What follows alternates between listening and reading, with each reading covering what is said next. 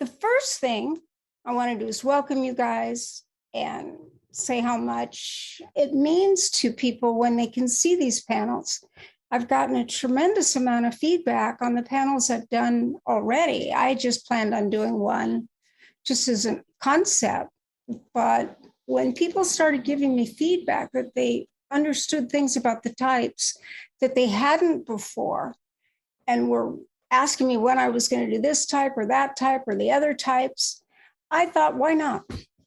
And it will later be available as a set for those of you that want to use it in business. So thank you for being here and helping contribute to this.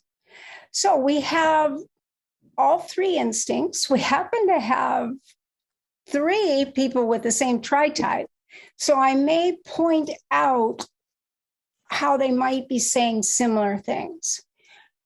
And we only have one social, one self-pres, and we have two sexual. So we've got all our instincts, and that can be very important at times in the way they'll answer.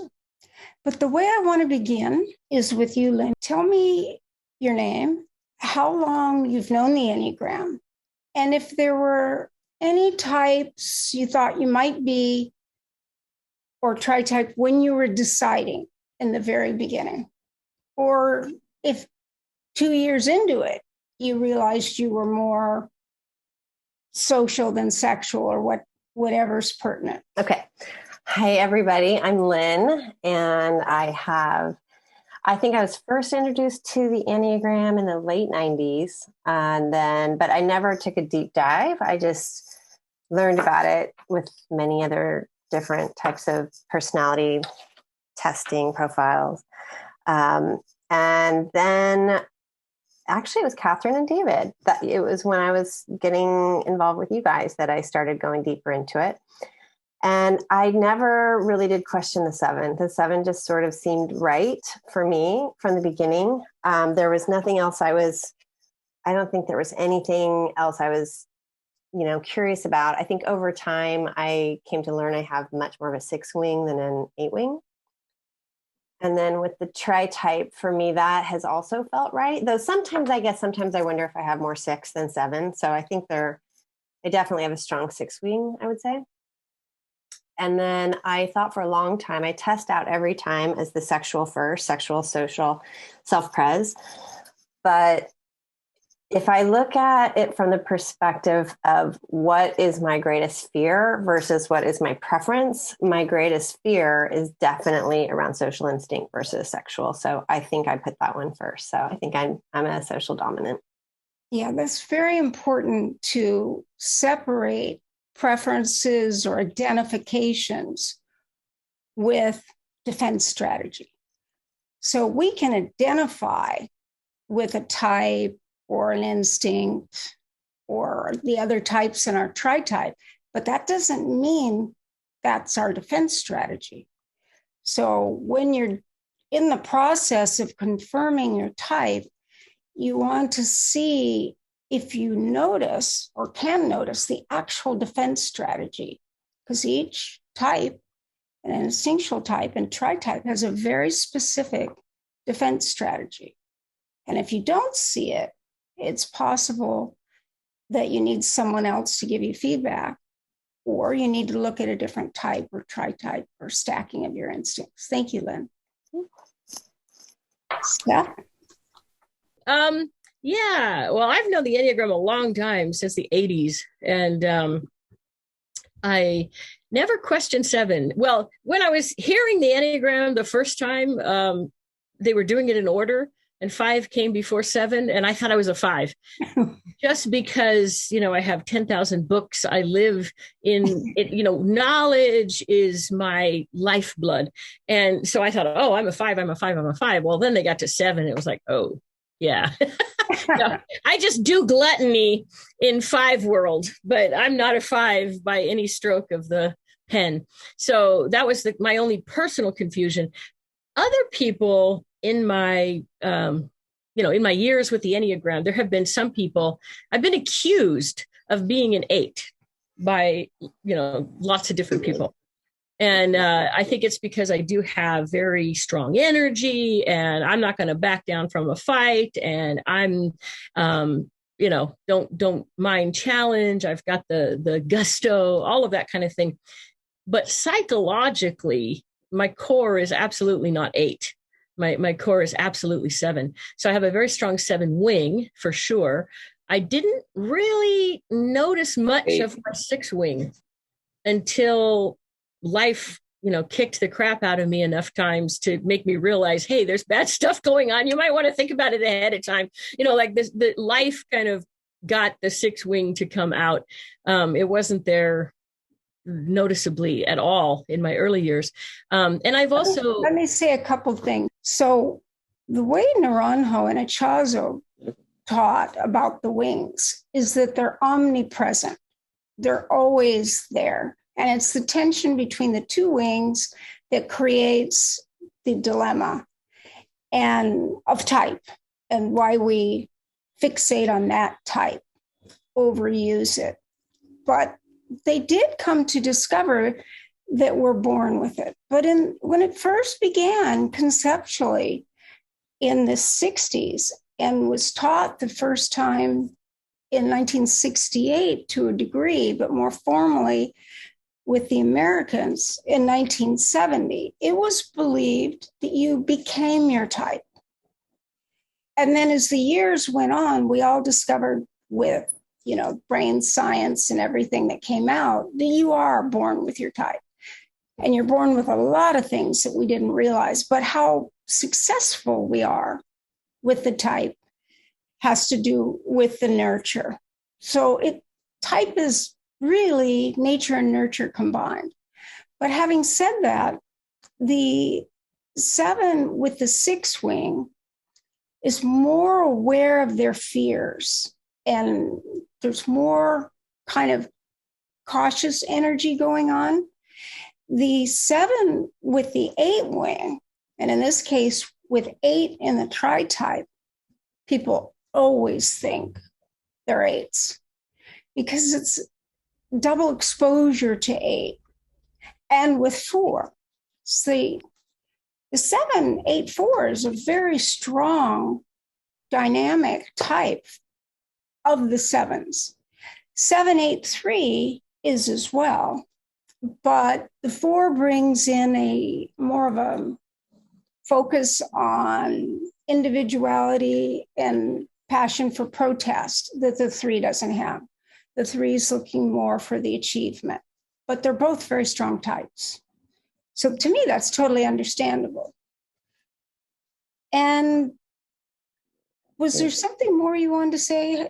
Well, no, I guess what I meant by life kind of forcing the 6 wing, until enough bad things happened, I was Pollyanna to the hilt. Like I never thought bad things could happen. Like I had too much of a positive force field, just assuming the best. Over time, I've learned not to do that, because that's caused a lot of pain. It's a lot easier to just try to predict in advance all the things that could go wrong, because then you might actually have a happier ending. Life did that to me. In my early years, I didn't have any negative thinking. Like I just couldn't imagine bad things would ever happen. And that came out later. But the 8 was always there. Yeah, you were strong in your confidence too, because 7 is the assertive type of the head center. Yeah. In the Enneagram of process, it's the 7 that's the head of the hierarchy and focused on hierarchies and where they are in the hierarchy. They want to be egalitarians, but if someone does something or puts them in a position that makes them feel inferior, then the 7 will assert to be superior. But 7s are the true egalitarians as part of the whole vision that the 7 has. And it's really important to note that about type 7. Okay, Rob? Hey, my name's Rob. Some of you guys might know me as Zeke. I go by either. But yeah, Enneagram I discovered in 2012, I believe, and I didn't take it very seriously. I just kind of read over each profile on some random website I can't even remember. And at very first, I thought, oh, I'm probably a 4. And then I came back to it a couple weeks later because at that point I was getting real deep into just typology, period. And I was like, oh no, I'm a 7. And then I kind of forgot about Enneagram for a lot of years because I went into MBTI and socionics. And then in 2016, I created my own system based on a Russian system, the theory. And I started to do research within that realm, and I found like really weird patterns that was unexpected in the types in my own system, and I couldn't place them. And then it started to dawn on me that it was Enneagram that I was seeing, like mixed in with the types, because there's my system, it's about attitude. So attitude and core fears and what drives you, they all kind of work together. So that drew me back into Enneagram. And at that point, I identified with the 8 a lot because I started to dig deeper into it. So kind of what Steph was saying was really remarkable because I relate to that immensely. Earlier in life, I just, like she said so greatly, I had kind of a force field of nothing can really touch me. I could always get out of a situation. So I didn't have the understanding that anxiety was even underneath the surface. So I do think that I'm a 7 with 8 wing, but I think the 6 wing has come out now in my adulthood that I'm seeing how it's there internally, especially going through some traumatic events and some anxiety episodes that I never had as a kid. I just thought I could do anything. So now that I've gone through those, I identify with my internal 6 wing more, and now I can see how it plays out, and I can see how I can appear to be 6-ish to people as well. So that's been fascinating. But yeah, Katherine is the one that helped me see that I was a 7. We got together to discuss typology once, and she said, "Oh, I think you're the 7," and I do agree. I think she's correct. And the important thing about what Rob's doing is that I usually call him Zeke, but anyhow, if I go back and forth, he gave both names.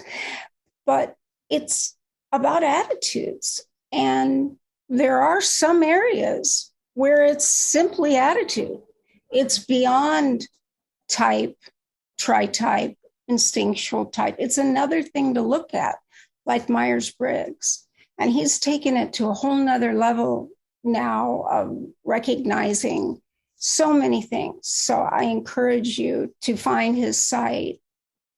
And Rob, do you want to say it really quickly? Yeah, it's Attitudinal Psyche, or AP for short. If you just type AP type in Google, you could find it. It'll come up. Great. And the one thing about the wing that I learned in my first research that started in 1994, like right after the Stanford conference inspired me so much, is that one wing appears to be internalized and the other is externalized, that we tend to notice the one that matches our type. So if, for example, we're extroverted, and let's say the 8 is extroverted, we're going to identify more with our 7 wing than our 9 at first glance because they match more. But if we're introverted, like the introverted 8 often identifies with the 9 wing. But again, these are identifications. They're very important, but we have to distinguish between defense strategy and identifications. But I find it helpful for people to know that they're identified with their external. They'll dress like their external wing. They will speak like their external wing, but they're both always there.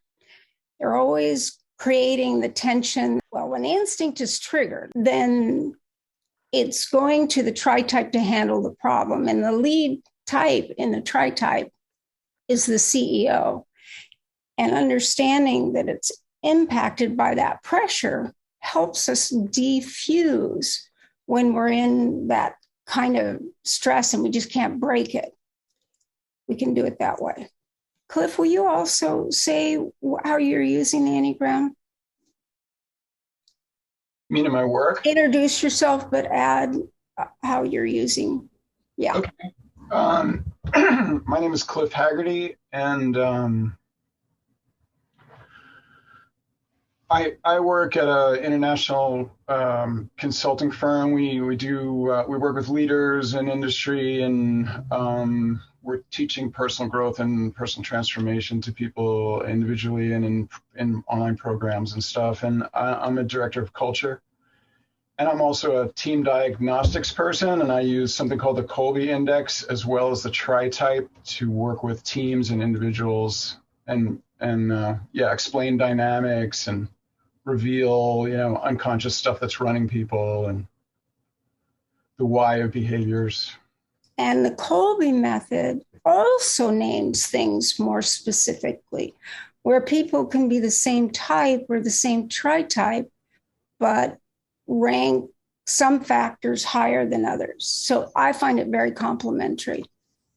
Yeah, they work well together, totally. But because they're both great tools, they work. Yeah. Yeah, totally. And you've known the Enneagram how long?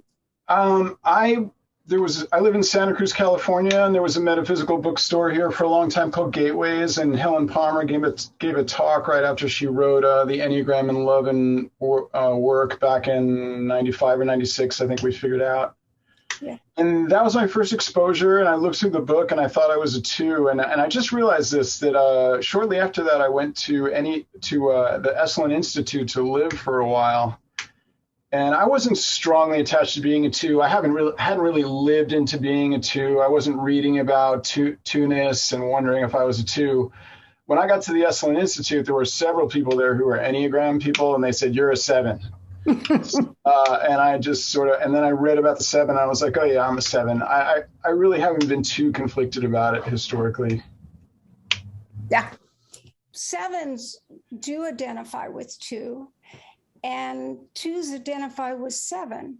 If you go back to the original trainings of Ichazo and Naranjo that most people haven't had, but I was fortunate enough to do a 10-day intensive with Naranjo and a 5-day intensive with Ichazo, as well as work with his people that taught his method for a year. And it was very enlightening and filling in the spots with the types that were very meaningful and could distinguish between types. And the 2 and the 7 share the line of connection. The 2 moving towards, the 7 moving towards, but then away. And I could just say so much about that. But when 7s identify with 2, it's because they're relational. Now, they may choose to move away and not want to be limited by artificial constructs. But because the 7 feels that if you give me my way, if I get to do what I want to do, that's love to a 7. So the way Naranjo described it is, if you indulge me, then you love me. I believe you love me. So it's an important thing to understand that 7s consciously manipulate so that things are positive and upbeat. That's how they get people back into feeling good, so everyone can have fun.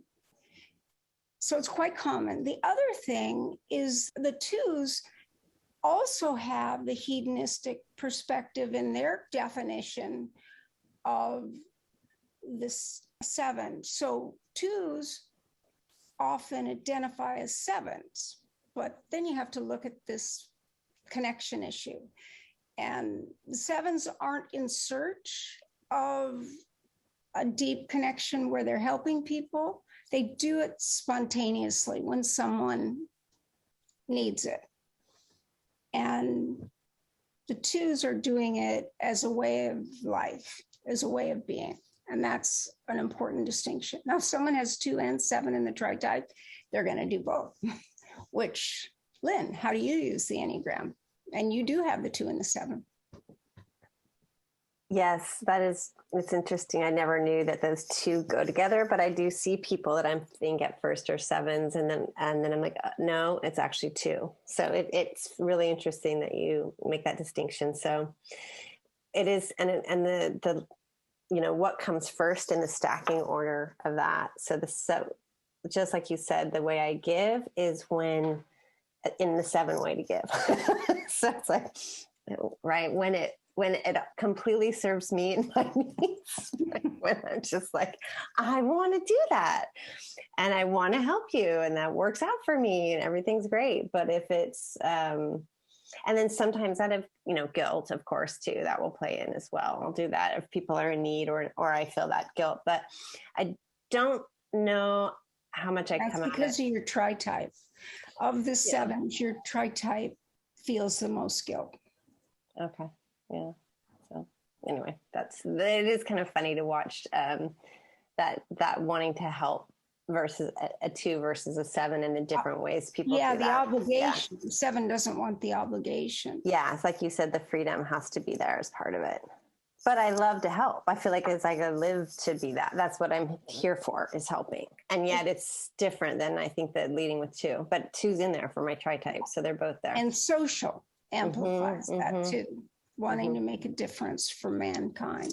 So 7 has the vision, 2 has the hands-on, and the 9 has the desire for the overall universal perspective.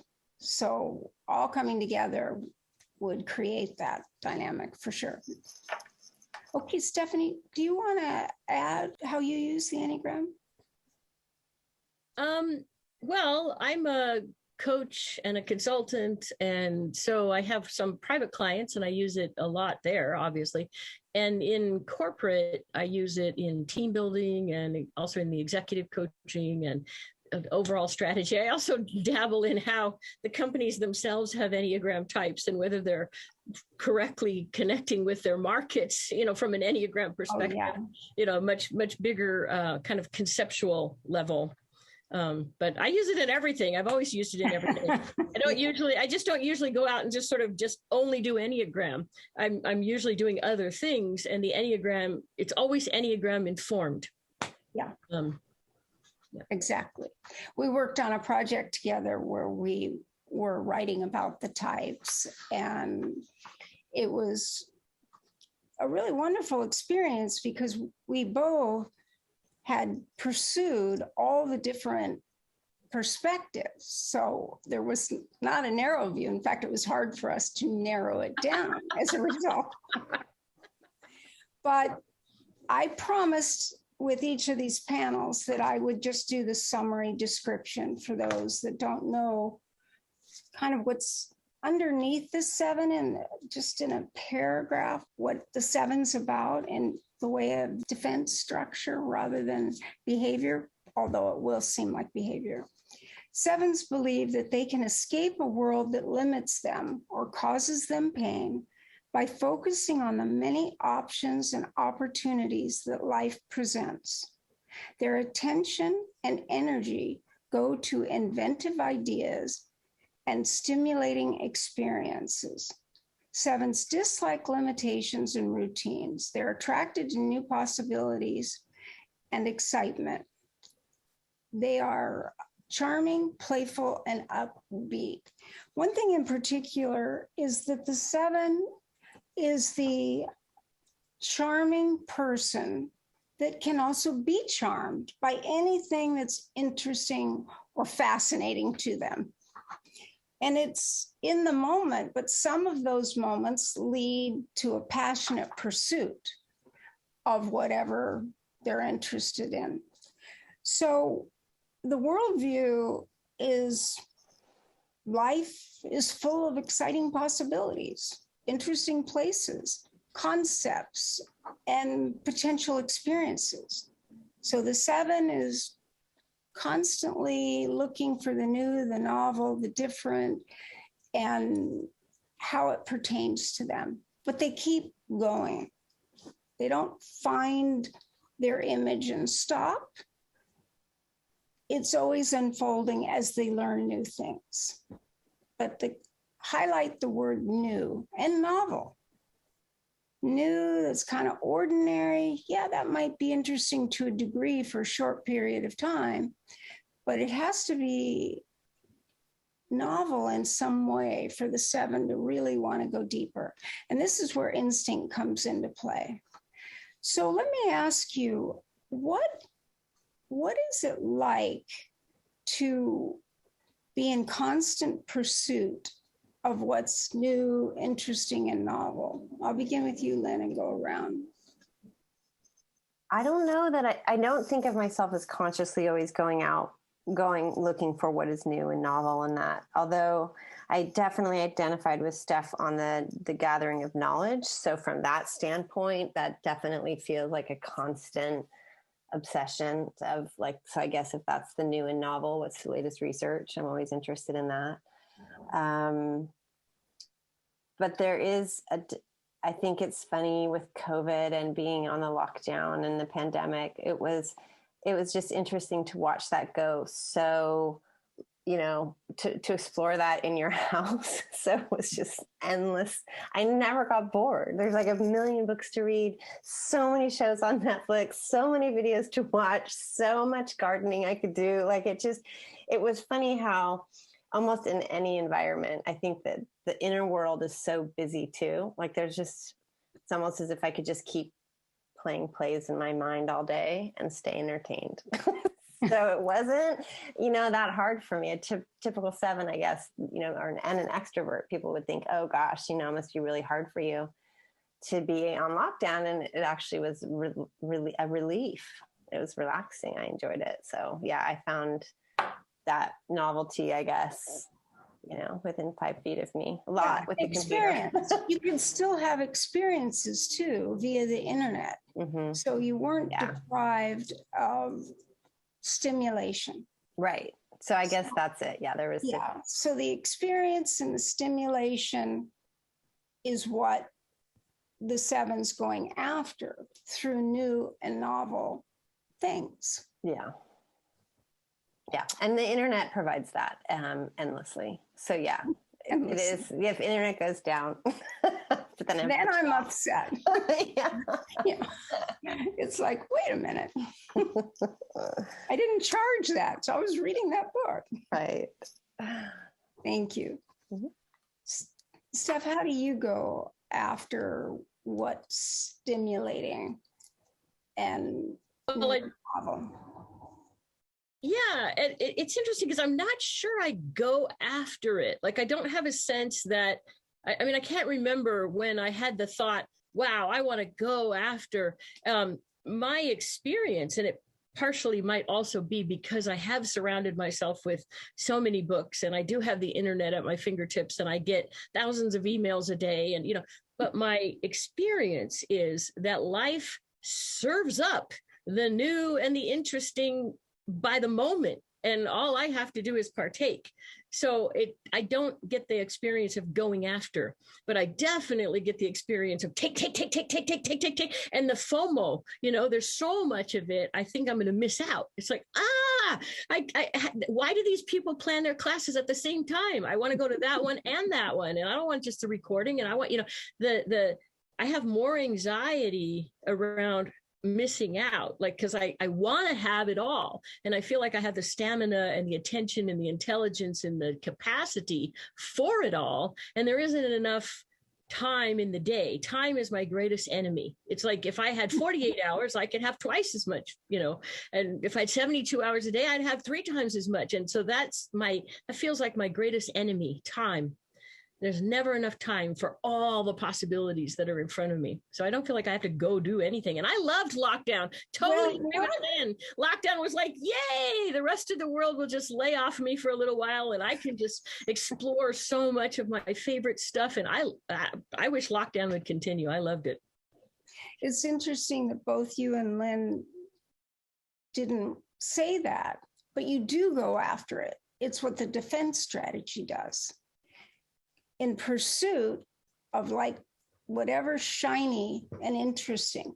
Like if you're served up a bunch of possibilities, you're not going after all of them. You're choosing the ones that you want to pursue. And kind of it's a pursuit of interest and what might give you that good feeling and that excitement. Yeah. Well, it's definitely pursuit of the excitement. I guess what I mean is I don't have to go looking for it. Yeah. Whether it comes at me from the internet or it comes at me from books I see in front of me or even from my own mind. It would be impossible for me to ever be without stimulation because there's just even so much here. How many theories I still need to really flesh out and connect with each other. And you could put me in prison and I would be, like super, super enthralled and excited, all the time because there's just so many things. So I don't feel like I have to go looking for it. But you're right. There is definitely it's like I know I have to be stimulated all the time. So there is a drive for that stimulation, but don't have to go looking for it. Right. Rob, how do you see the ways in which you follow what is stimulating to you? Like when you see all the options and possibilities, what do you go after? How do you choose? I go after what has the greatest possibility for depth. And it's for the same reasons. It's because I don't want to run out. And I know that I won't run out. I do have this core belief that I won't run out, but I still want to engage in what's the most thrilling, enthralling, and I love to be mind blown. That's probably one of my favorite feelings is, and especially with theoretical things, I see the common conception of 7 is just like, go do fun things, which yes, I do, but it's gotta get me there mentally. If it doesn't, then it feels kind of surface level and I can get kind of snotty about it. So yeah, for me, it's got to be intellectually pleasing and it has to go deep. I've got to know that there's 50,000 different ways that I can think about it and I can go into it however I want and come back out with some new interesting thing that I can show other people. And even now I'm thinking about how manipulative that is with my 7-ness because it's like if it's not interesting, then I won't share it because I've got to be interesting to other people. Yeah. Now that's part of the defense strategy is the 7 wants interesting and needs also to be interesting. Thank you for highlighting that. It is really important. I should say that the 4 people here are also very much focused on the intuitive. And they're more intellectual 7s. I always had to go in search of the 7s that were more sensate because they don't naturally show up in personality typologies. And they do fit more of the early definitions that were disseminated based on a paragraph that was collected, written by Robert Oakes and by Kathy Speed that went around the world. And it didn't have the definition of the intuitive 7. So I should highlight that as their whole nother category of 7 where they're more sensate and going after physical views or experiences. But the experiential part of 7, whether you're intellectual or not, still prevails, wanting that opportunity for diverse experiences, diversity in life, period. If you look at the way you pursue it, Cliff, what would you say? The pursuit of what interests you? Well, I would also echo Lynn and Steph that I'm not pursuing it. I just feel like I'm naturally attracted to it. Pursue sounds like work, and I don't do anything that's And work. maybe going after it sounds like work too. Going after it sounds like work. I'm just keyed into it, or like I recognize the new and novel. So I'm attracted to. I would never buy a vintage car. I would buy a Tesla. The first time I saw an e-bike back in 2015, I was like, oh yeah, all the fun, none of the work, sign me up, and now they're everywhere. But I'm an early adopter. I'm always an early adopter. I see the potential of things and I'm on it. I'm an intellectual, but I'm also sensate. So I'm mountain biking, I'm windsurfing, I'm surfing, I'm traveling. I have a van, and I go on road trips every summer on the West Coast of the United States. And I take my mountain bikes. I go to ski resorts that are really mountain biking parks in the summer, and I, ride all the best places. And yeah, I'm more like, I'm self-pres too, so I'm into the gear aspect of it. Yes. I've got 3 mountain bikes, and it's give me more of everything, sort of. Great distinction, because that is true. And if you do both, you can, and your N and S might be close. I don't know when you tested with MBTI, but if they're close, there's going to be more sensate expression. And yet, 7s are going after everything, whether it's intellectual stimulation or windsurfing or mountain biking. It's going to be wherever the interests lie.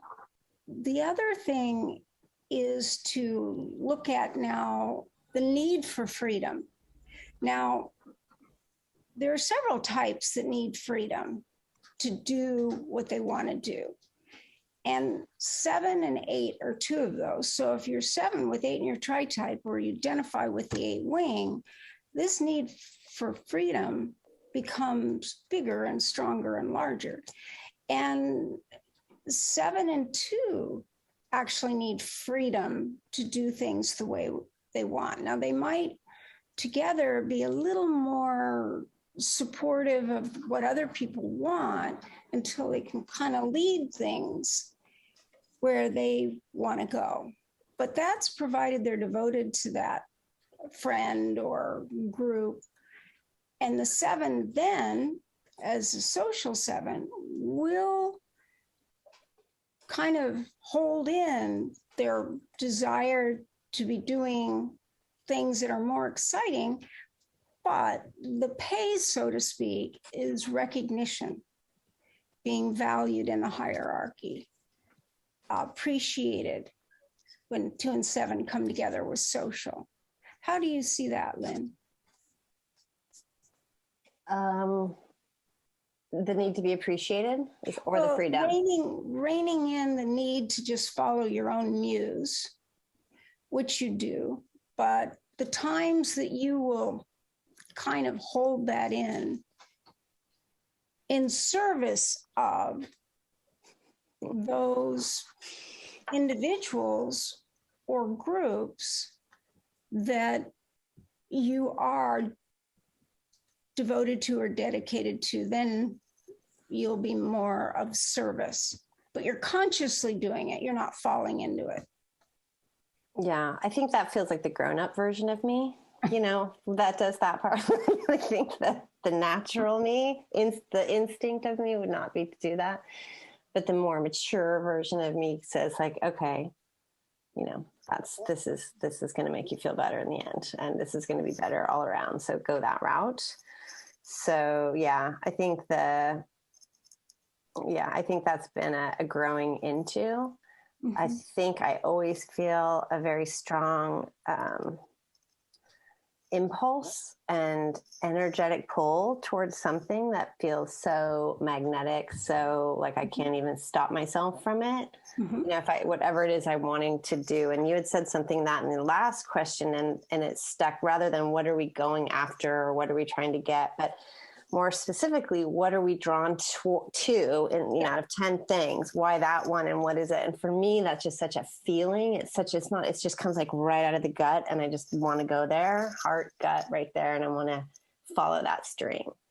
what is that until it's done, and then off to the next, and then off to the next. And I don't really know what the variables are on why that thing in that moment, other than there's just an incredible draw towards it. And then that balancing of resisting the draw, that immediate draw, comes from that more mature grown-up part of me. that's okay. Wow. But didn't you see it like in elementary school too, like with your friends, that you would kind of work with your friends to make things happen and not need to be the lead?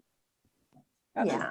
Like I said, there's a part of me, I think, that's always felt that there's caring for people is part of, it's why I'm here. So that feels natural too. That feels like, and that's always been probably the key driver. So if someone that's why we will have always done it, and we can find the more immature expression of it. Like my more immature expression was that people would tell me they were being bullied, and then I'd go up to the person bullying them and say,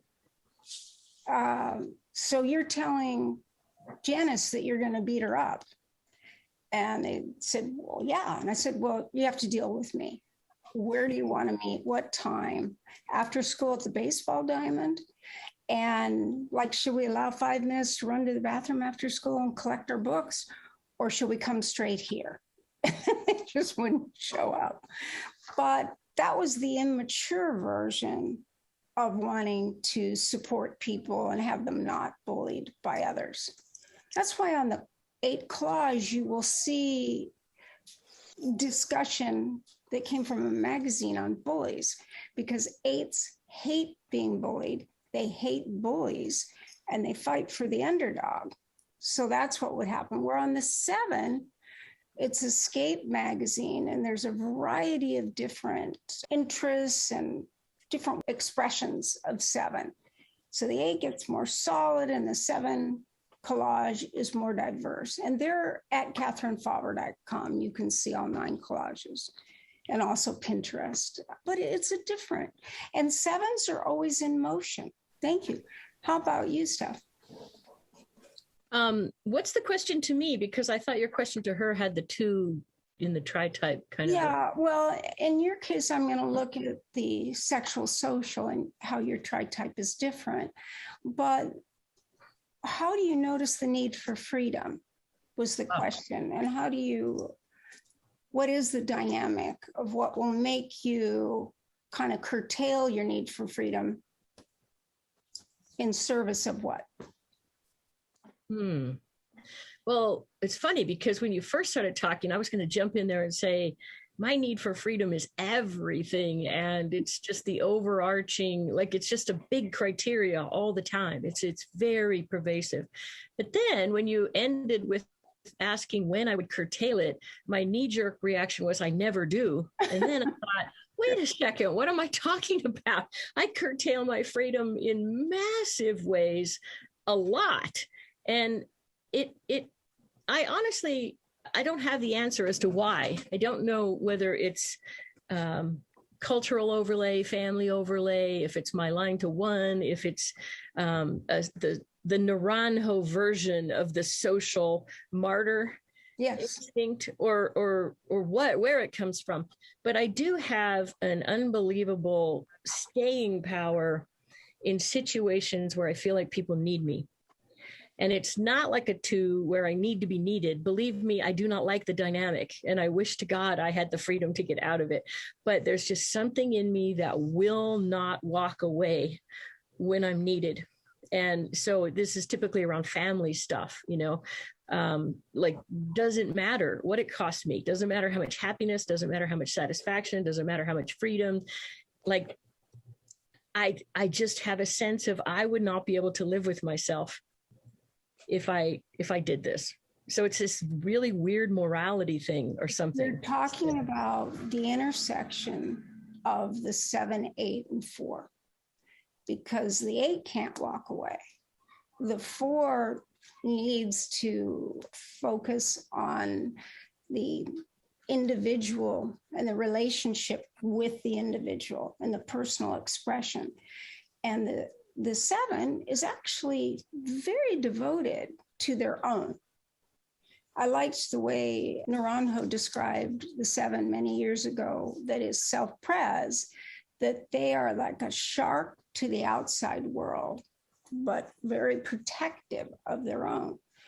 Well, the sexual social is protective of the people in their family and in their groups, and they don't walk away. So this idea that 7s just say, you know, I'm out of here, or 8s too, that's not fully true. The 7, I wish I could.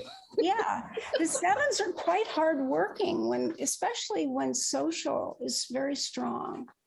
And if social and sexual are strong, then there's more like devotion for their intimates or people that need them. But just don't tell you how to do it or when to do it, but you offer it on your own, correct? Yeah. I think both are true. I feel like I never sacrifice my freedom, but then if I think about it, I'm sacrificing my freedom. And it is by choice, but it also to me somehow feels like martyr. It feels like obligation.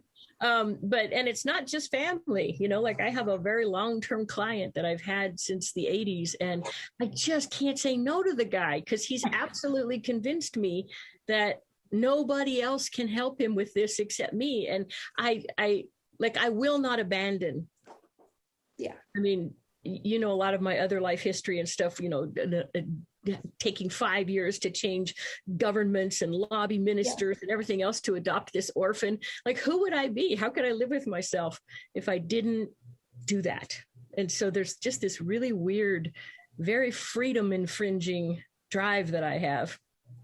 Thank you. You explained it perfectly. And what I really love is the instinct came up like, I don't. You know, I have freedom. I don't limit my freedom. I don't curtail it, but actually you do. But you're choosing for the most part when you don't.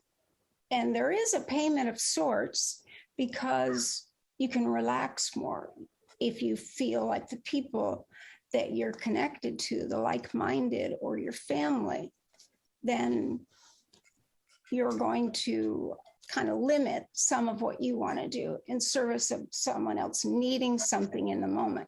Now, 7s usually will make a distinction between those who really have a need and those who just don't want to do something themselves. And the angel of mercy that comes in with the 7 that suddenly does this amazing thing is in that moment.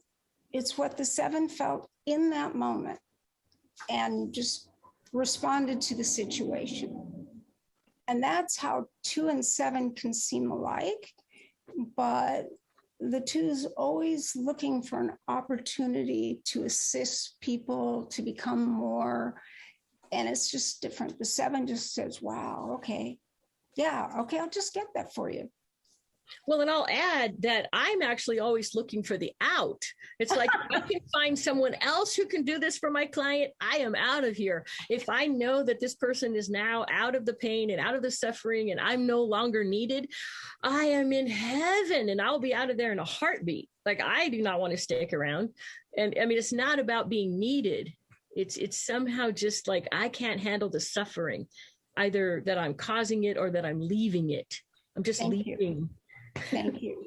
It's so important to understand that 7s and people with 7 in the Tritype struggle with suffering. Now, people who are unconscious and insensitive, because you can have that with any Enneagram type, more self-focused, they just ignore the suffering, or maybe they can't take it. They heard someone went through, you know, a terrible experience and they'll avoid them because they're afraid they won't know what to say, or they'll get trapped in the other person's grief or suffering. Or you can be the 7 with 4 in the Tritype and want to go deep. 2 might want to help that person that's suffering. The 3 and the Tritype, not so much. They're going on to bigger things. But 4 will go into more depth if they see that it's real. Not people that are just, lazy or complaining and don't want to do it themselves. Has to be a real need. But can I move right into you, Zeke, with that and how you dance with your need for freedom? Yeah, well, I often say that I just don't believe in limitation. It's not something that actually thinking about it just causes me great anxiety. I don't even like to imagine that there is something that stops, even on like a universe level, or we're talking like science wise, just imagining that the universe could even be limited or finite is a terrifying thought. And I take that thought into my own life as well, and everything that I do. And I also recognize that there is a price when I do make a decision, and that I am trading something off, but it's my decision. It's nobody else's, and it never will be. And I think that's the most important thing for me to understand. And I don't think anyone ever could control me. I don't think it's possible. Even, it doesn't matter what, I could get in some crazy situation where, maybe I'm like held hostage or something. I'm still never going to like be controlled by the other person. And I think some of that might be a little bit of 6 coming in there, but I do think I need that freedom always. And I often say, like, one of my weaknesses is I'll give too much of myself away at times, because I am willing to protect the people that are close to me and that I care about deeply. It's like I've just committed. Once I've made the decision to commit, I'm not going to go back on it. Right. You have to do some crazy stuff for me to go back on that. And yeah. Perfect. And that's the key thing, is once the 7 commits, it's a strong commitment. But if they're not committed, then they can just pivot and do something else and not really think it's a big deal. But yeah, 7s are really devoted in their own way. And if we think of the Enneagram symbol and we look at 8, 9, and 1 at the top, and then we look at 2 and 7 as like they flying above kind of street level. So the mountain would be the 8, 9, and 1, and then the 7 and 2 are flying in their own way. The 2 being the fairy godparent, and the 7 being the fairy, true fairies, where they're playful, spiteful. And it's an important thing to understand about 7s is that they can be spiteful momentarily. And then they're right on to being playful and interesting and this angel of mercy. And then at street level, we have the 3 and 6. And then underground, we have the 4 and the 5, looking up through the grates to street level, but they feel closer to the abyss. So that's why 7s are looking at a broader picture rather than what's here and now. And they're looking for the positive outcome, whereas 4 and 5 are expecting the negative outcome. And it's just really where we are in the big scheme of things. And then actually the 9 kind of falls through to the abyss at times too. So they can be confusing. But that's a really good example of understanding the 7.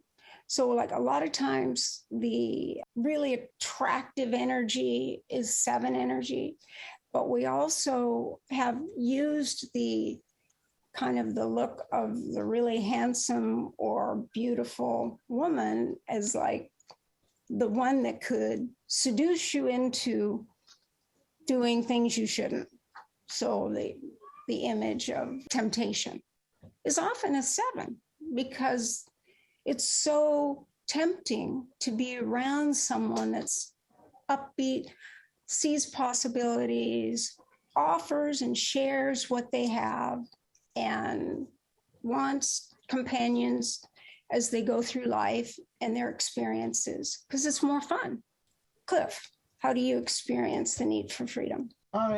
Again, it's sort of like an organizing factor. Freedom just runs me. It's like it's my priority when I make decisions. I did everything I could in my life to create it, and I have, and just want to preserve it and enjoy it. And yeah, I mean, options. I don't know. I like clothes and bags with pockets because there's options. I mean, anything that's freedom and any related next door topics. Yeah, it's just a major organizing factor. And what about the motivation to avoid painful situations? Yeah, trapped in pain for sure.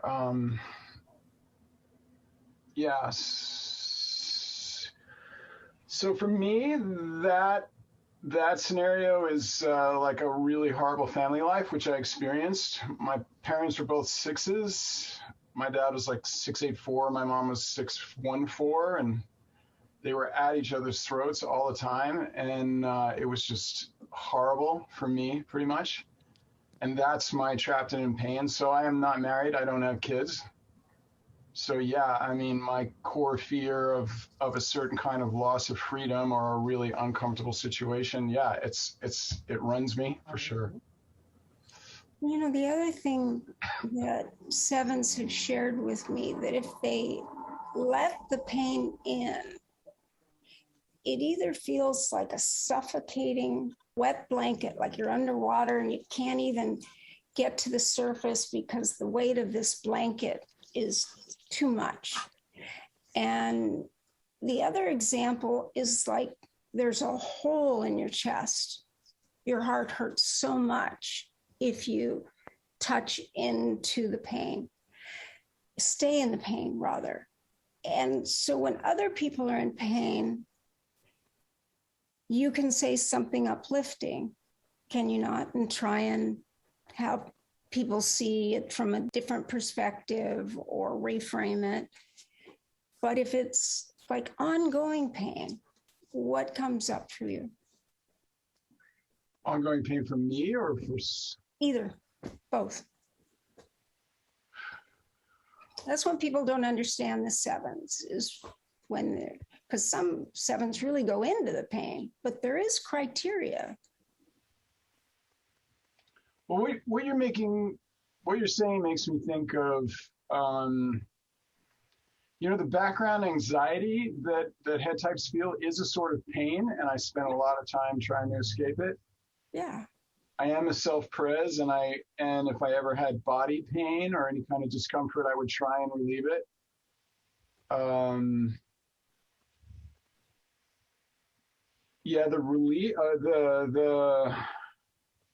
I think I got into personal growth work because the internal pain that I was feeling from the traumas of my youth and just the psychological discomfort that I had, I wasn't going to kill myself and I wasn't going to become an addict.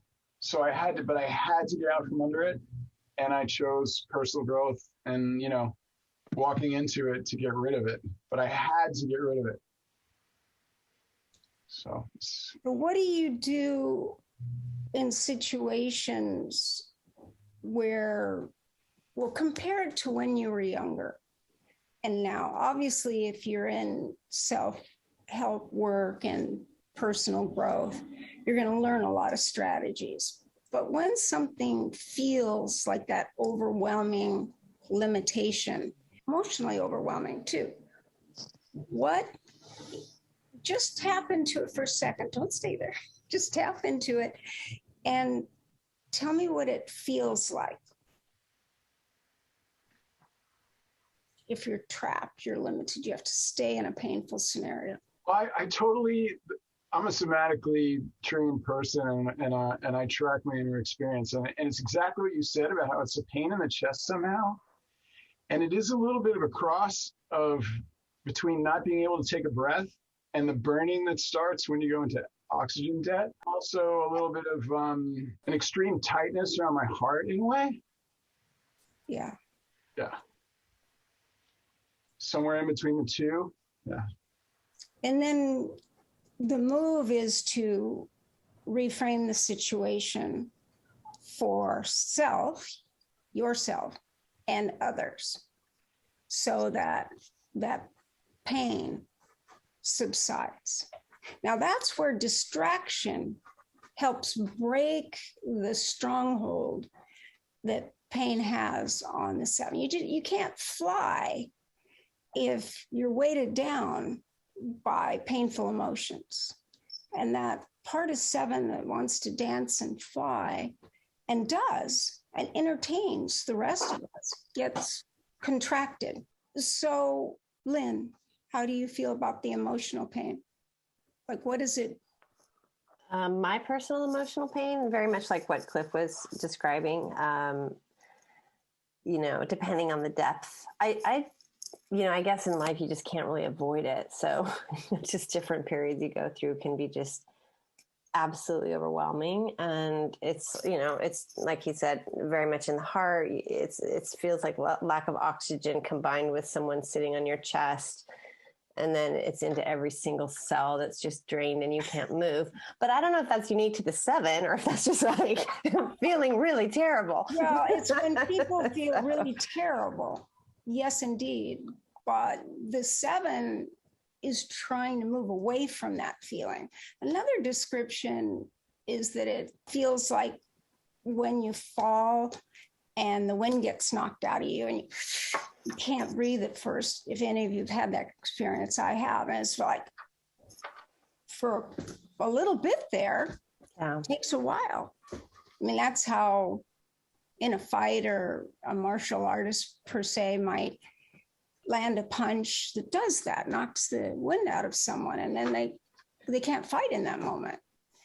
And I always use as an 8, I'm always using metaphors like that. I don't think the 7s are thinking that way, but your version of it is very important for people to understand, because then the 7s will know that they have compassion for people, but it's difficult if they don't know what to do.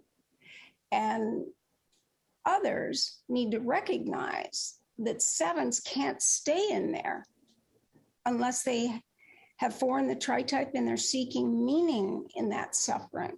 But if it's suffering that feels endless or going to a place that will be more than the 7 feels like they can cope with, is another story. And I could say that would be true of any Enneagram type. But a lot of what's been taught about 7 is that they just escape and leave. And I have found 7s to really hang in there and seek diversity and variety and stimulation a lot of places to break up that smothering, painful experience, but that they do hang in there. And another thing I want to say is that 7s choose their jailer and then they break free. So if they feel it's their job or their partner or their parent or someone that is limiting them, they then break free. Some 7s say that they like being married or attached, but they just at times have to just go do something they want to do that doesn't involve their partner. And it's nothing against their partner. They just need that feeling periodically to feel liberated and to not miss out on something that's meaningful to them. Do you relate to that? Yeah, absolutely. I would definitely relate to all of that. I would say for me, and I don't know for sure if this is a 7 thing, but I I would give people a lot of leeway before I would, as my brother said, put them, like he'll say, why don't you put more people in the discard pile? Nobody's in my discard pile. Like, that's not a thing. Like, I don't really have that. It takes a lot. Like, I can hang, like you said, for a pretty long time with, you know, people and situations for a pretty long time.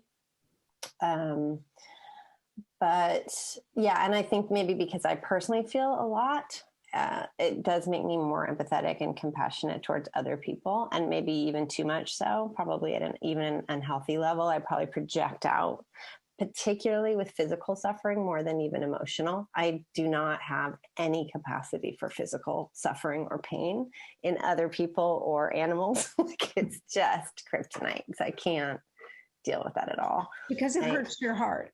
It debilitates me physically. Like, I can't, it's as if I just take on the pain and I can't even deal with it. I can deal with other people's emotional pain and my own better. So. Excellent distinction. And I have found that to be true. Even sevens become firefighters or what have you. They're dealing with pain and suffering, usually, of animals and people, but they learn to think of it as the numbers. Like, okay, this terrible suffering, but 10 people made it out. These 2 people didn't. And so it's easier if they look at the numbers, or they wouldn't be able to keep doing that, going into fires or homes where people have been harmed. And I know that when I worked with emergency services, which I did a lot, with those that fly the helicopters into the areas where someone's fallen or injured, and then these critical care nurses are 7s and 6s predominantly, the counterphobic 6 and the sexual 7. It's very fascinating to me that this was consistent with 3 different groups I worked with. And they'd work really well together, the 6 and the 7. And then afterwards, you get that person to a hospital where they're going to do the long-term recovery. And the 7 would be relieved. Oh, we got them there. They made it. The person didn't die. We got them to that care, the surgery they need, what have you. And the 6s would say, but they're not okay. That person might not make it. And they wanted to process how serious the event was. And they felt like the 7 was indifferent. But actually, the 7 put 100% into the time spent getting the person, putting them in the helicopter, treating them as they were heading to the hospital, getting them to other people, like 100% attuned. But then that's the end of it. Because if it continued, there'd just be too many people that would stay in their consciousness and reinforce suffering that is not what 7s are meant to do. They're meant to uplift people. So it really helped using the Enneagram. And then the 9s were usually flying the helicopters or the small planes. It just was a real consistent pattern.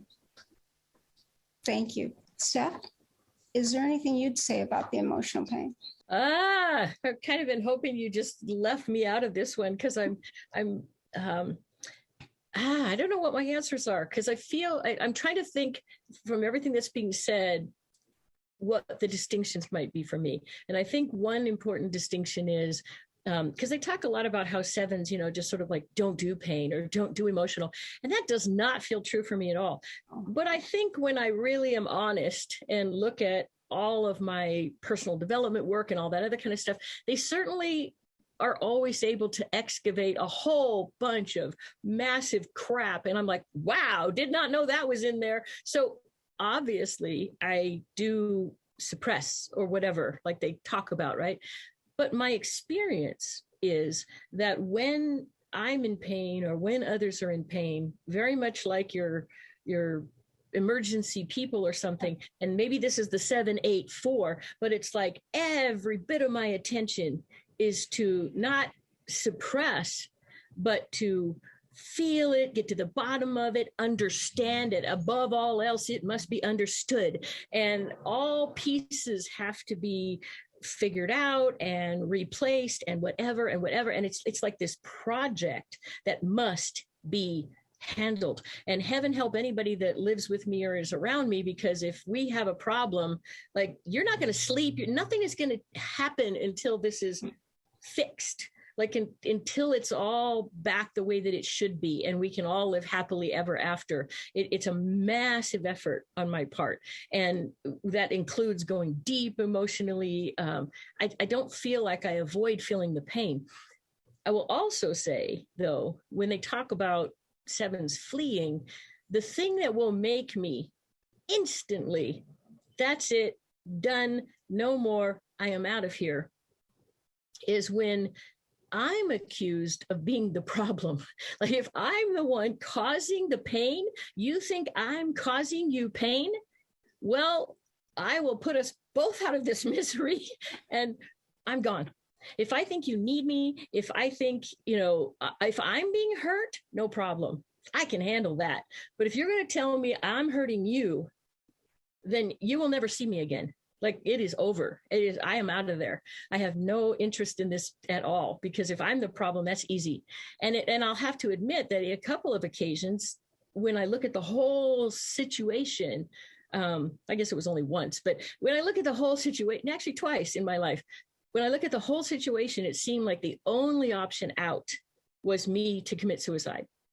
And that just rationally seemed like the only way that all of this could be solved. Now, luckily, some other piece of information came in that made me see a different way out. But it's literally, I'm looking for what is the way out. And it doesn't matter what it costs or where the, it's like, it's a big, very intense puzzle to me, and it must be solved. Thank you so much. With my research, the sevens talked about this level of intensity, and that if they are criticized, it hurts, because people don't realize how much the seven has done to try and make the other person happy and have an enjoyable time and an enjoyable relationship. So if someone, due to their own defense strategy, goes to blaming, then the seven's like, whoa. You would think that the one would be the most sensitive, but it's actually the seven. It's like the seven's the balloon that's going up, and criticism of who you are, to be more specific, and what you intend is like popping that balloon.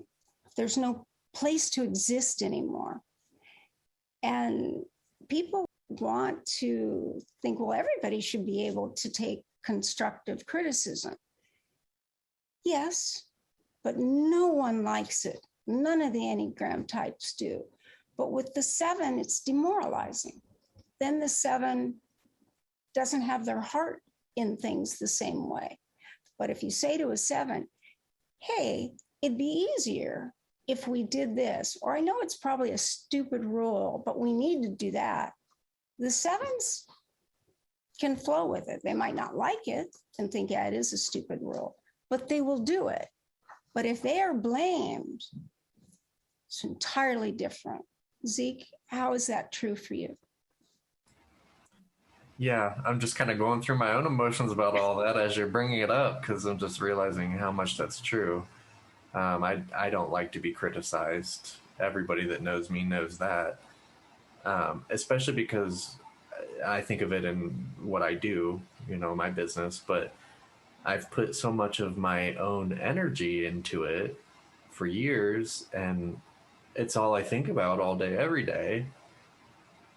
So for somebody to criticize that when I know that they don't have the same understanding, or they don't know where I'm coming from, they don't know my intentions, that hurts. It's hurtful. It's not really, I don't know. It doesn't, the criticism, it's not like a, I mean, maybe it is narcissistic, but it's not like a narcissism like, oh, I'm better or I know what I'm talking about. It's more like you don't really understand where I'm coming from and you're trying to make me be somebody that I'm really not. Like, my intention is to help people learn. My intention is to create an interesting environment where people are sharing their experiences and they're bringing their own ideas of type or whatever into it.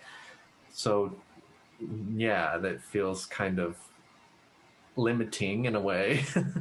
And I don't like And that. go to the demoralizing part, how it's demotivating. It's hard to continue to invest if someone doesn't get who you are and your intention. That's especially true with 7 and 8. And since you have both, that's meaningful. And the 4 and 8 share the line of intensity. So that's how you're different from Lynn. She's got the 7 too. But you also, with your 7, have that line of intensity and needing to move into things and holding it. So yeah, people don't understand that the sexual 7 can really just become their relationship or what they're doing. So if someone misjudges intent, please share a little bit more about what's happening to you so that people understand where the 7's coming from. Yeah, for me, it feels deflating. It feels like my efforts have gone into nothing because especially if it's like a random person that I don't really know, the image that I want to put out there to people is that I want you to have fun. I want you to find this interesting. I want you to share what you know. And if I'm not getting that back, if I'm getting the feedback that somehow I look like a charlatan or I look like I'm making things up or whatever they've decided, whatever the criticism is, it deflates me. It makes me feel like, wow, I've done all this work and I can't do what I'm really meant to be doing, which is to help people really at its core. And it deflates me. It makes me feel like I've done so much and it still wasn't enough. So again, it is demoralizing. It makes me rethink. That's where I can start to try to escape. Yeah. Because if I do stay in it and it causes pain, which it does anyway, but if I stay too deep in it, what you said earlier, it feels kind of like falling off of a cliff or something, like your stomach goes up into your chest and you get dizzy. Then it can go all the way up into your head and you feel just dizzy and it can make you panicky because you get all this psychosomatic. Yeah. It's the panic of the defense strategy of the head, which is the fear and paranoia. And when we're in paranoia, any of us, we're panicking. Mm-hmm.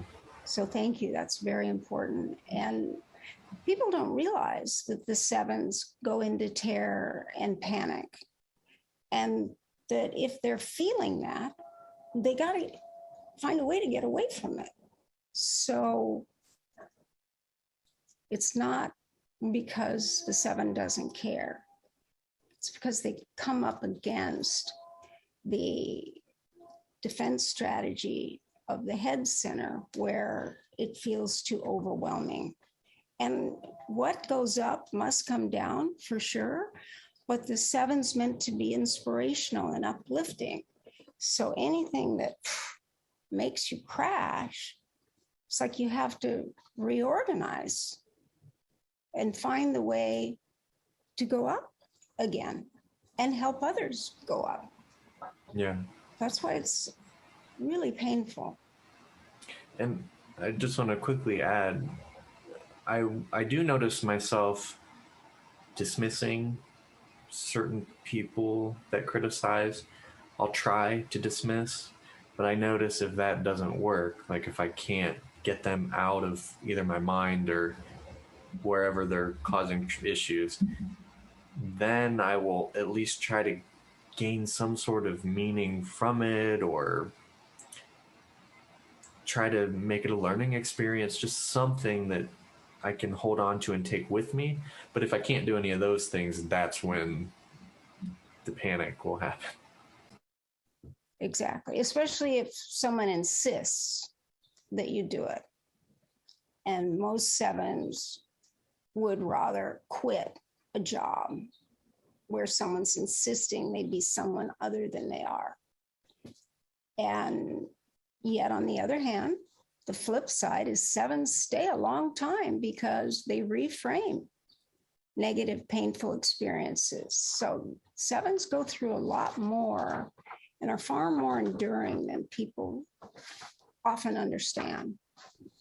Katherine, I also wanted to just emphasize this. There's a big distinction between criticism of ideas or work product or something like that. I think that's where I get a lot of spin and rationalization and defensiveness and maybe the dismissing, the 8, the 1, the whatever will come out kind of in a bit of a fighting spirit if it's done kind of with ill will. If somebody's done it in an open spirit of an inquiry, I love criticism because I'm not married to anything, I don't think I take criticism badly that's delivered in that spirit.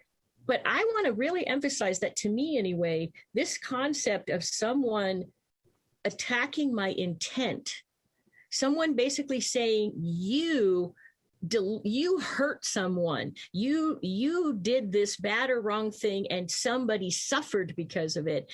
And especially when I absolutely know it's not true, but there's no defending, that also triggers, I am so trapped. That is as trapped as you can get when somebody's mind is made up on an untruth against you, and the end product is suffering.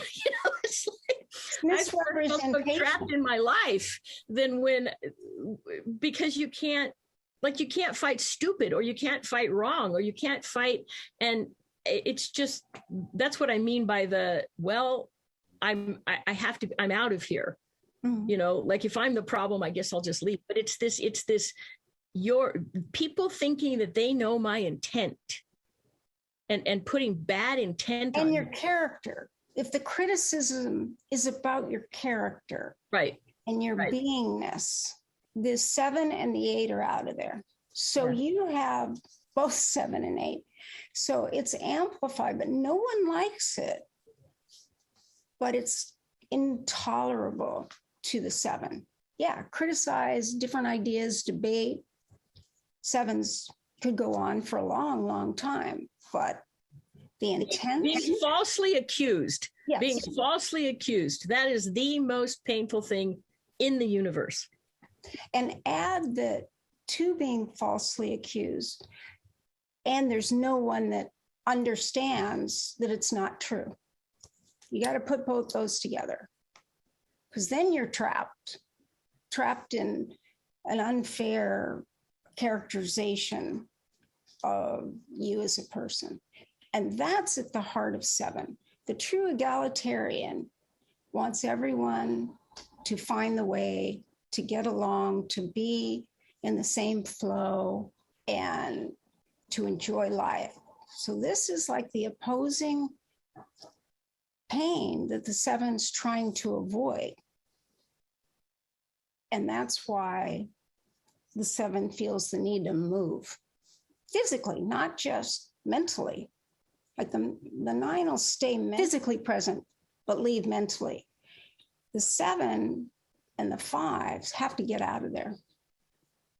And the 7, you'll really see it. The 5s, they just kind of move away and you don't realize they've left.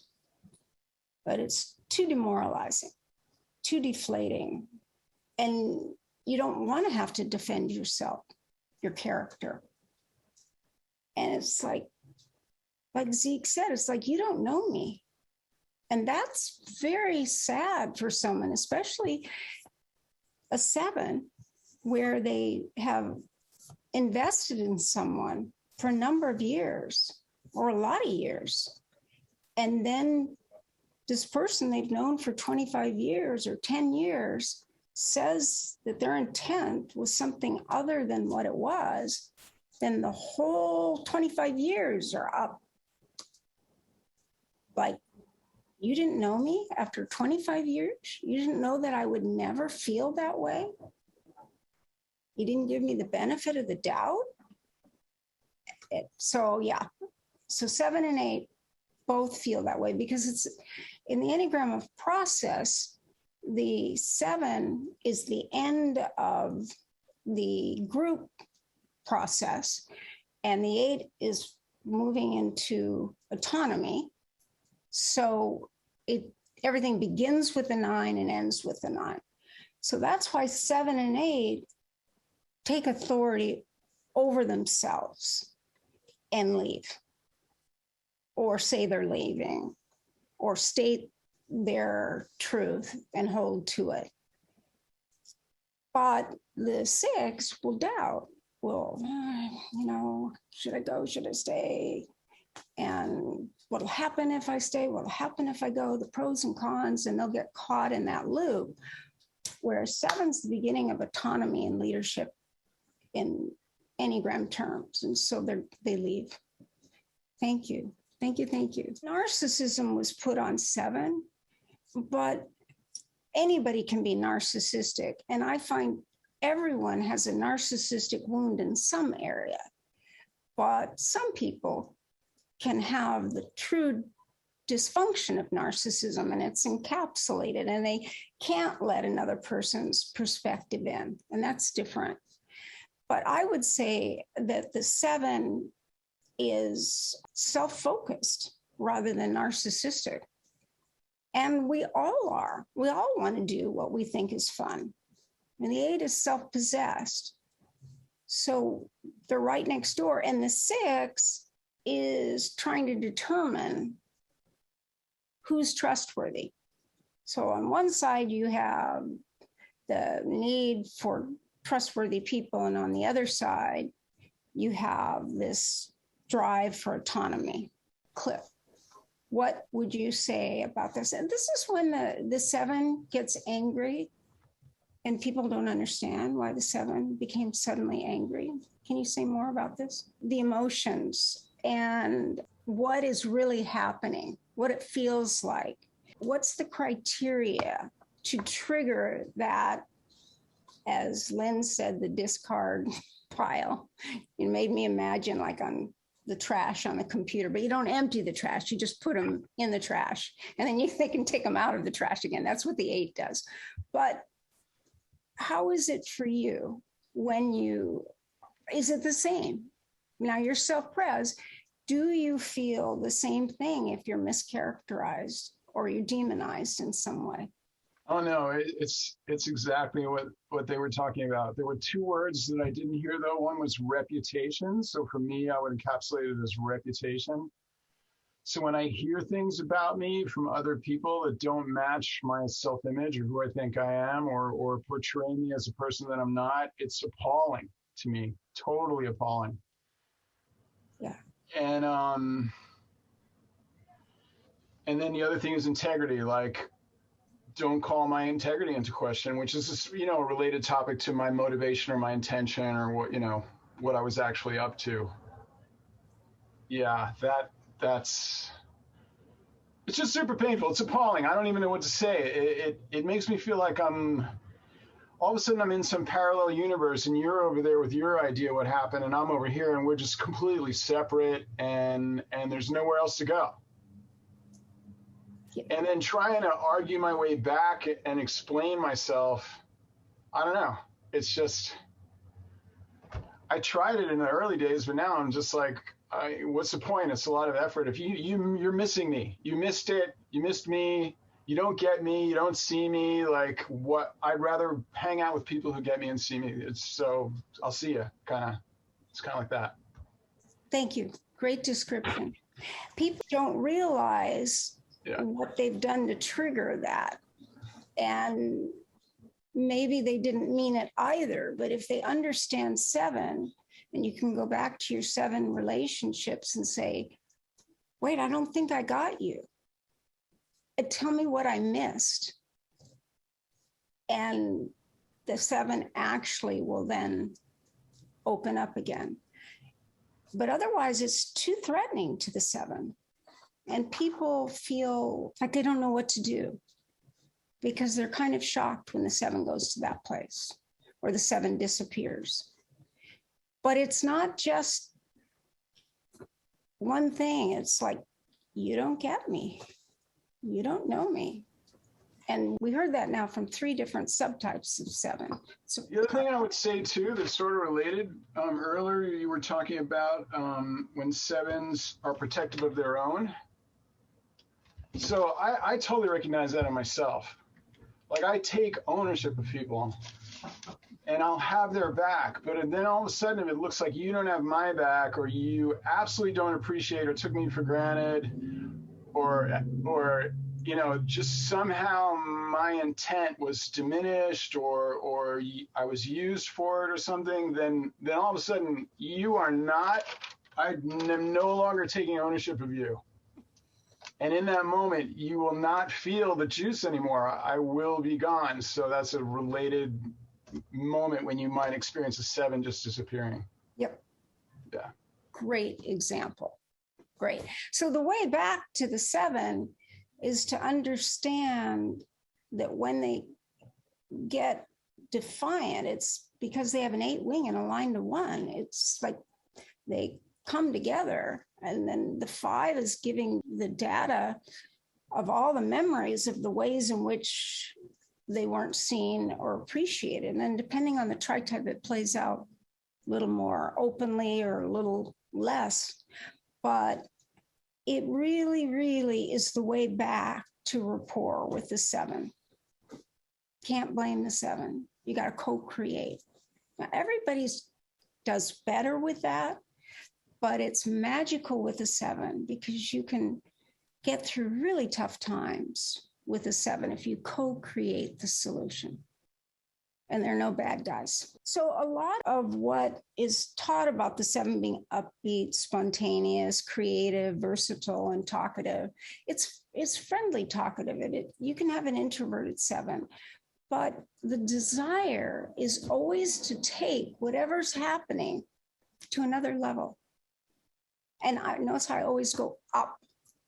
And even if the 7 goes deep because of their instinct, it's like the 7s are cheerleaders for ideas. As managers, they want to help people be the best they can be, and they want to cheer them up like a 2, except the 2 feels a different type of ownership. I like that word. Whereas the 7 says, come be one of my like-minded people. Let's do the things we like together.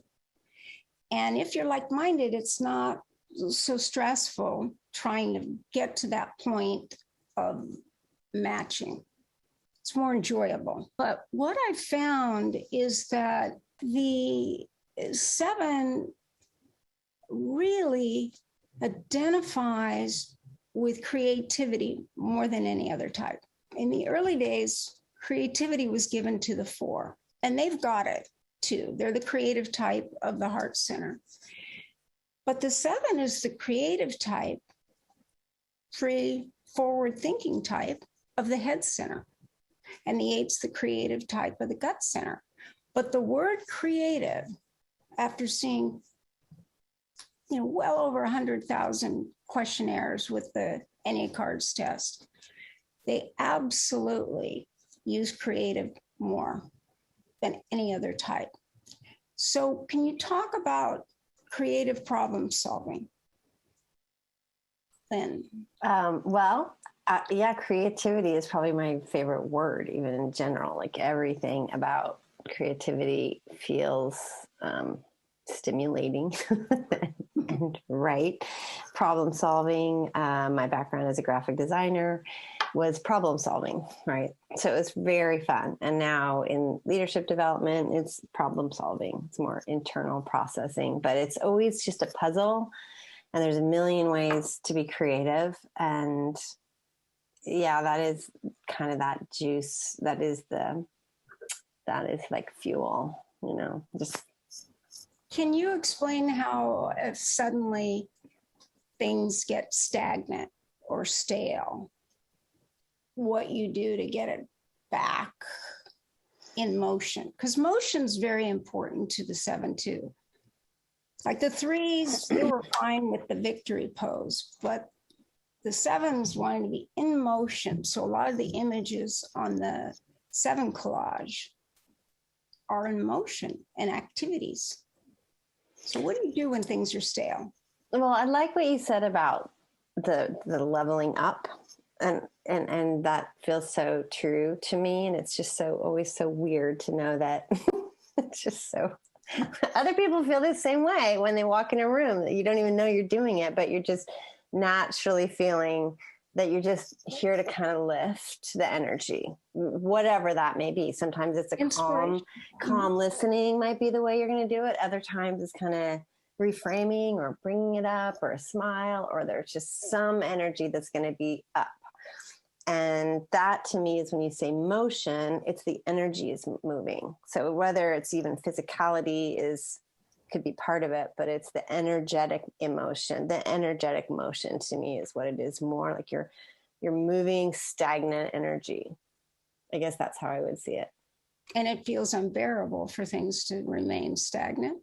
Mm-hmm. And even in marketing, again, that's another way that you were lifting and expanding people's awareness of things. And it was just like and creativity, whether it's a garden or building a building or designing a program or something, it's energy expansion and it's creativity, and it's just like, so yeah.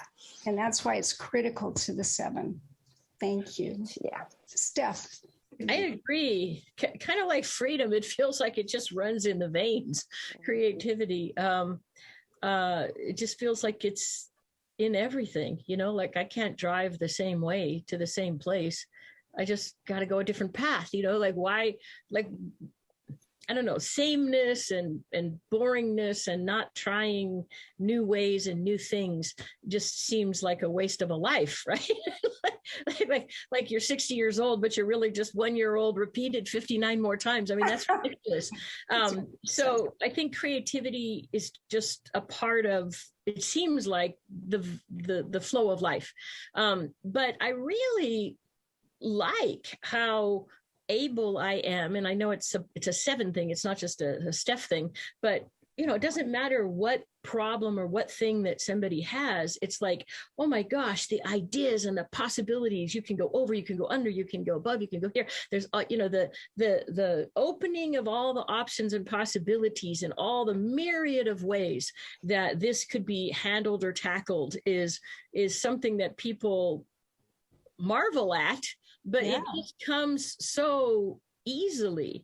Like I can't look at something and just not see all the different possibilities of what could happen here. And so I don't know, to me, it's just, it is a big part of what causes that excitement, that stimulation, that, and part of why. Enthusiasm. I mean, this is why the 7 is the most persuasive type on the Enneagram. Now, the 3s are good at kind of selling an idea in a very specific way.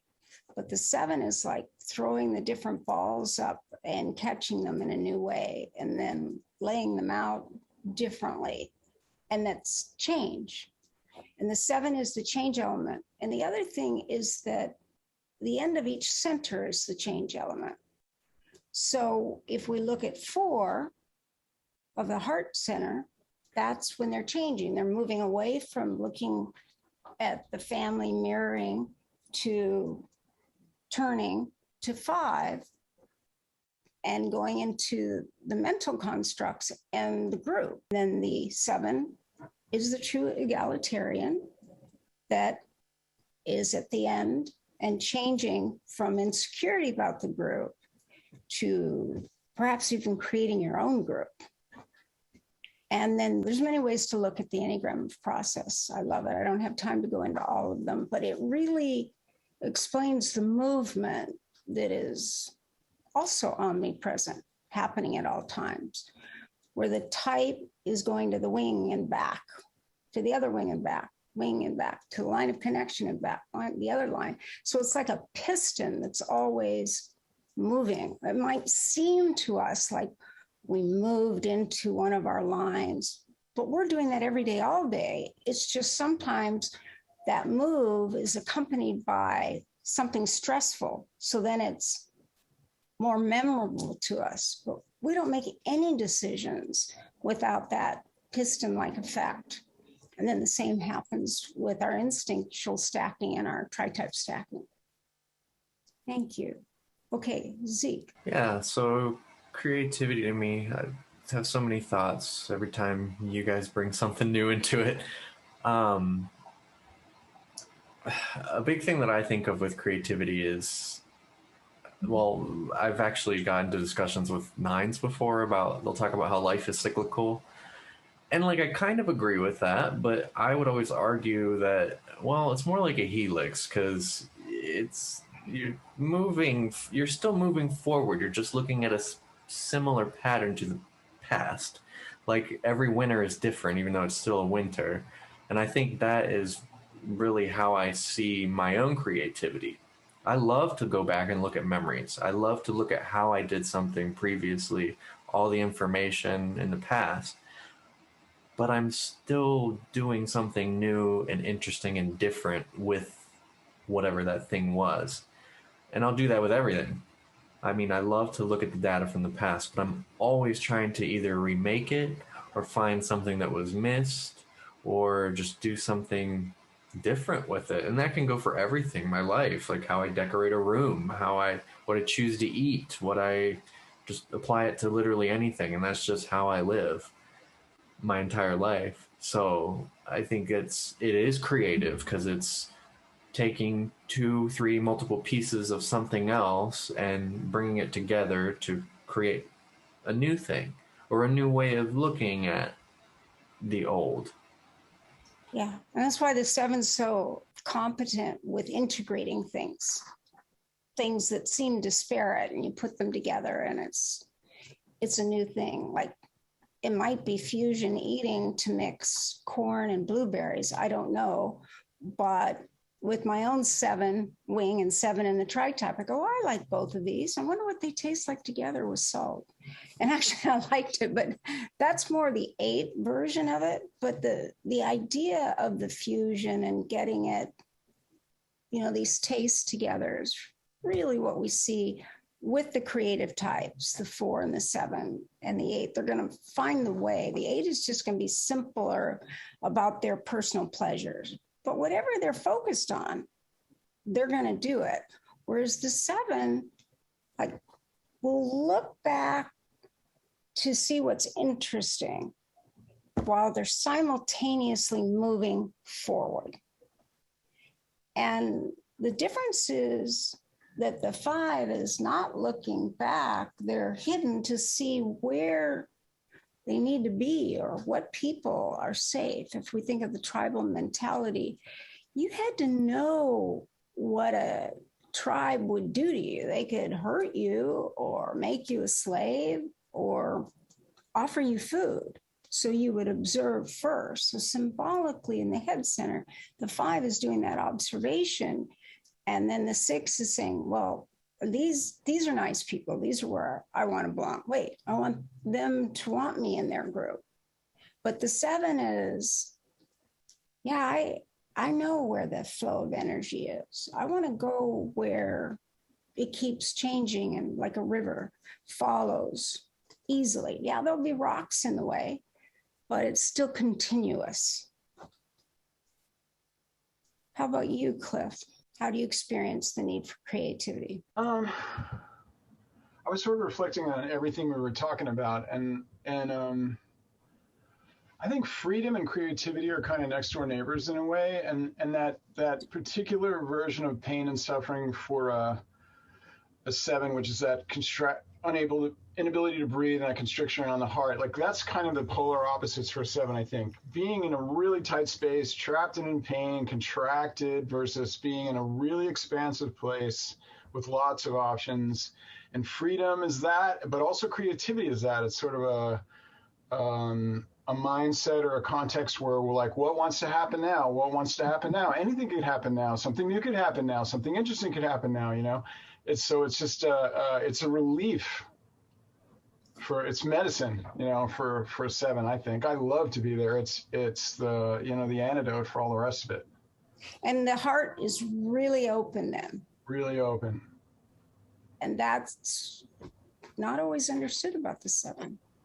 Thank you. What I want to do is just quickly say how the instinct would influence the type. And so we've talked about the way the social 7 will be a martyr to a degree, but they need to be recognized for what they're doing or have done, or their stimulation wanes and they're unhappy. And the sexual needs to have a close attachment, like twinship, intimacy on a level that it feels unbreakable, like that nothing can separate that twosome. And that's where even more creativity comes. And the self-pres is focused more on the physical world, what those resources are. That's why self-pres 7 can seem 8-ish to people at first. But any type can if they have a strong will. So we always have to look beyond the will and look for the defense strategy. But sexual 7s can be in love with love or the idea of something. So they feel very easily hurt because they've expanded, they've opened their heart. And if they have that negative experience, it's like, and they can get angry or just leave, one way or the other. The self-pres will do what Cliff said. They'll try, but they're not going to defend because it's their reputation. And if you don't know them, you're not fun to be with. It's much more fun. I love the way Cliff said he'd rather be with people that do get him and know him. And that's an important distinction that 7s are choosing. It's not just that you don't matter, but it's more fun and engaging to be with people that get me. Now that's amplified by having the 4-7-8 tritype, because those are the 3 creative original types that are focused on change, and I must create is part of their life theme. So there are 3 of you, even though you're not all the same instinctual type, leading anyhow. So it just brings more endurance for emotional depth, whereas the 7 with 3 and 6 wing and 8 is like on the move, but covering their bases to have that certainty and security. So it makes a difference. And thank you guys so much. I'd love to open it for questions. I had several questions that were asked of me. Is there anything you guys want to say that I didn't say about the 7? It's always helpful if there's something more you want to add. Lynn? I think we covered a lot. I think it's fun for me at least personally, to see the difference between, my tritype as well, the 7, and then and with the different instincts as well, how we approach things just slightly differently, but then how many similarities there are. It just feels very validating. So I really appreciated hearing everybody. Steph, is there anything that you'd like to add that we didn't discuss? Nope, not that I can think of. Great. How about you, Zeke? Well, I could talk all day if you really wanted me to.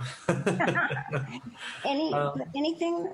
Nothing I can think of off the top of my head. Cliff, did I miss anything, or is there something that you want to add?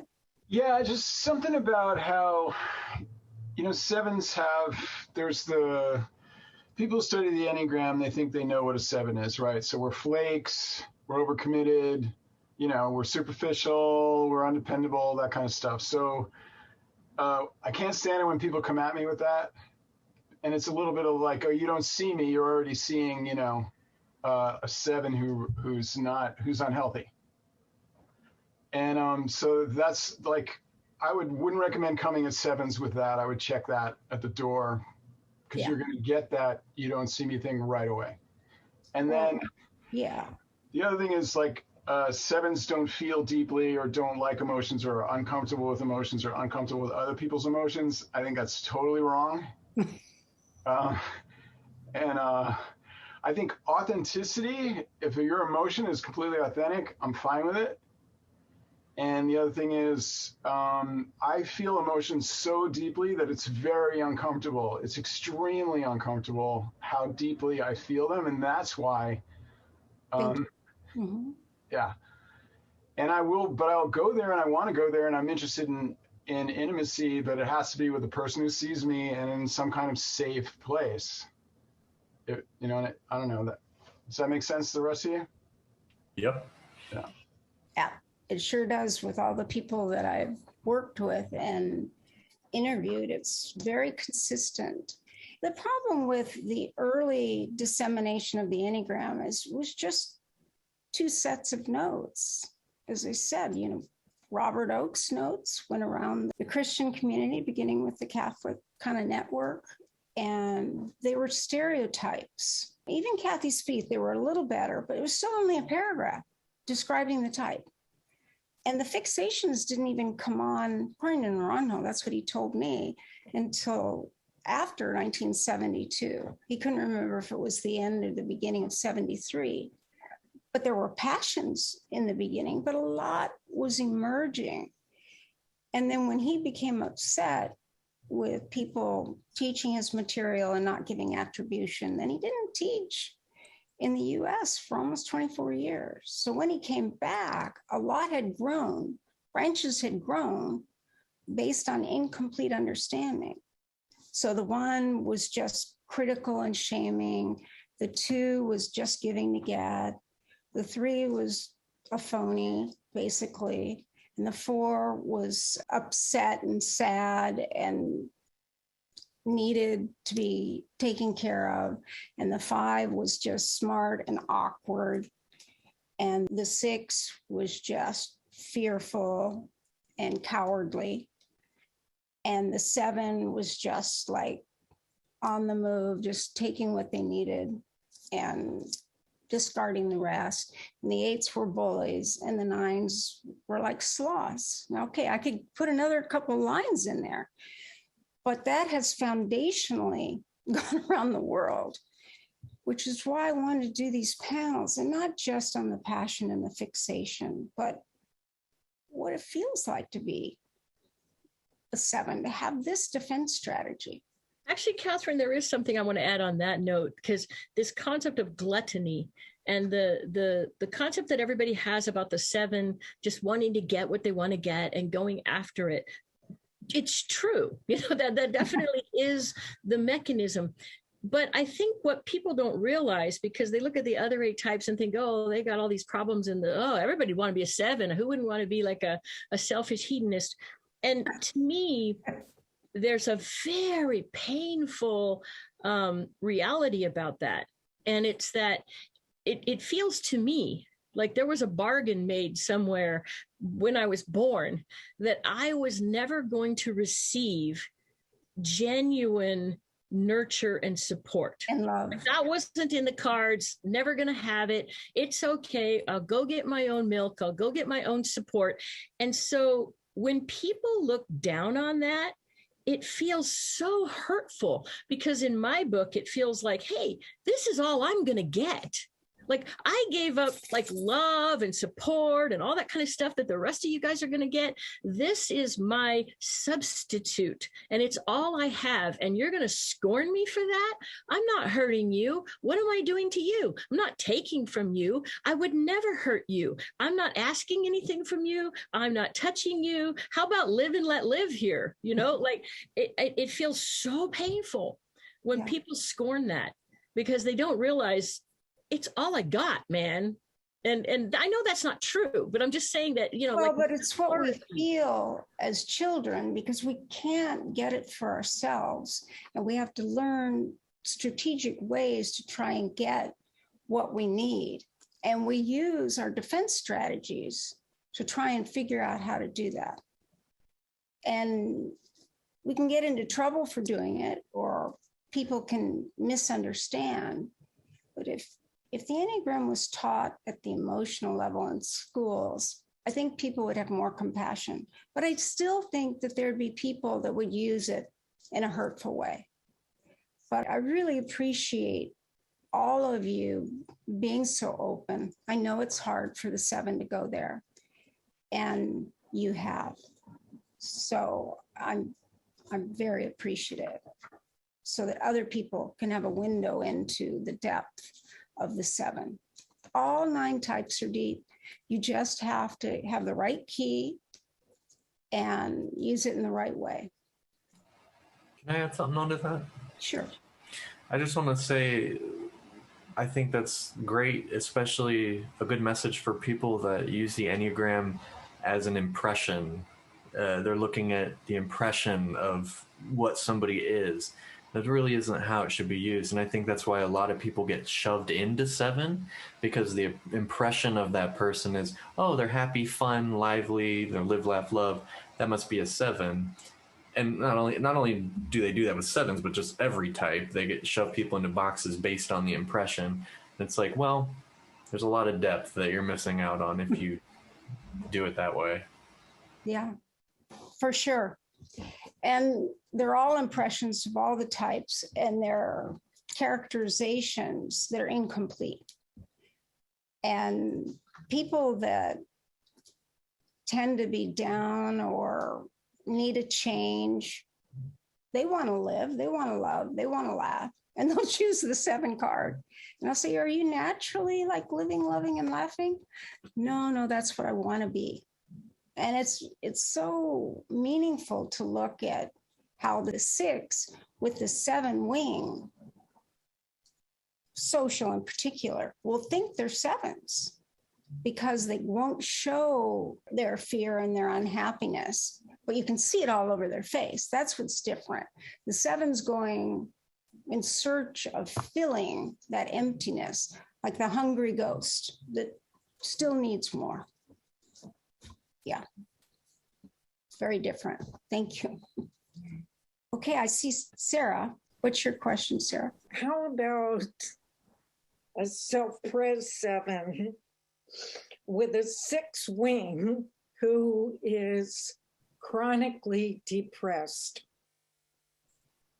Well, depression can fall on any type, and it's not indicative of type, but it's demoralizing to anyone. But to a 7, that's pretty intense, and it depends on how much of it's biological. Like you can have situational depression, or you can have bipolar or unipolar. So it's not indicative of type. However, having said that, if the 7 feels depressed, Cliff, you're self-pres 7, what would you say? Well, I went through the most depressed portion of my life about 3 years ago. A little depression is a lot of depression to a 7. It's so unusual. And then the activity level going away is so unusual for a 7. The desire to create, express creatively going away, that's another unusual thing. It's just such an unusual mode for a 7. Yeah. And if they're trapped in it, then that is very upsetting, that the 7 either gets angry and irritable, but then they also get despondent and unresponsive. Yeah. Katherine, can you explain the Tritype a little bit of the 713? 713 is going after that success, but they have a perfectionism. They want to be the best, they want to do their best, and they want to have fun doing it. And their interesting piece is that they're foundational. They're good at seeing the disparate things, especially self-pres, at a foundational level, and then moving things up, like moving little pieces around. And they are the most perfectionistic type on the Enneagram, because and of the Tritypes, the most perfectionistic, because they have the 1 and the 3, but 7 also has a line to 1. Yeah. Now 4 can do that with their line to 1, a 4-7. But it's interesting. It isn't just the 3 types, the 3 centers. It is what happens when the 3 comes together, creates a type unto itself. So it would really be a good discussion with Tritype. Including very introverted. Yeah. Then there's more of the despondent when they're depressed. Okay. There's more of pulling away. That explains it. Yeah. Okay. Unresponsive. Because if they're bored, they feel bored. They don't like themselves. They don't like the world. That's when the Okay. That explains it. Thank you. Mariah. Can you hear me? Yes. Could you explain the 7-2-8 Tritype? Yeah, the 7-2-8, in a lot of ways, they're like Peter Pan. The 4-7-9 can be that way too, leading with 7, both of them. But the 2-7-8 is in pursuit of following their muse, whatever is of interest to them. Now, we talk about the 2-7-8 needing freedom, and they do. The 4-7-8 is actually more comfortable with their freedom and more uncomfortable with their emotions, whereas the 2-7-8 feels more confident in their emotions and going after what they want. And they want people to come with them. The 8 and 2 have a line to one another, so it amplifies that line. And then the 7 has the natural 8 wing. So you get a more assertive person about what they think needs to happen and what is meaningful to them, but meaningful in an interpersonal way. 4-7-8, 7, the 7 with 4-7-8 needs to find deeper meaning in everything, not just people. Okay. Zoe? I had a question about like the connection to 5 and 7. I'm a 5 and watching this panel, I really felt my connection to 7 with this, my 7 line. And I also know some 7s. I know Zeke, who's a friend of mine. I also know that he also relates to 5, and I know like in the triads, like the hexad types have a really strong connection to each other. So I'd like to know more about like the connection 5s have to 7 and the connection 7 have to 5 in particular. Yeah, it's interesting because the minute we talk about 7 and 5, we have to see what they're pointing to. And because they're opposites within a center, they're pointing to the dilemmas and the gifts of the 6. Because the 6 is the center of the head center and split between the 2. It's just the locus of kind of leadership. The 5 becomes the more silent leader by just gathering information and becoming self-sufficient. And 7 is how they'll look for all the variety of things they need to know. And the 7's move to 5 is where they're gathering information, but then they're putting it into something, creating something rather than just staying with all these bouncing balls. And we can move, of course, to our lines in both directions, positively and negatively, both lines. And that was, if you don't know that, that was an unfortunate misunderstanding in the dissemination of the Enneagram. So we could say the 7 quiets a little bit with their move to 5, but they could be depressed. Or they could be narrowing down what's really critical and do the hard work that needs to happen for something that they've amassed, and then they give meaning to it. And when the 5 goes to 8, it isn't just when they're upset. They also go to 8 and they're protective. So, they go to 7 and 8 in a positive way as well. They are a little more forthcoming and a little more straightforward in the positive way. And when they're feeling hurt and upset, then they're more going to strike out at society in a way, because the 5 is always dealing with being social, antisocial. Anyone else want to add to that of the 7s, the move to 5? It's happening like this in spirals. So to me, it's a big difference between my energy going outward, ever expanding. So instead of an expanding, it's a narrowing. It's a good distinction. And it's like generalization to specificity to then organize whatever it is. The 137 is organizational and builds these foundational elements. Yeah, and from the random to the more organized and categorized, and yeah. Perfect. And I would just add to that the same, Steph. It feels to me like coming out of the chaos. And I feel actually odd. I find myself attracted to 5s all the time in my friendships. I feel almost most comfortable with 5s.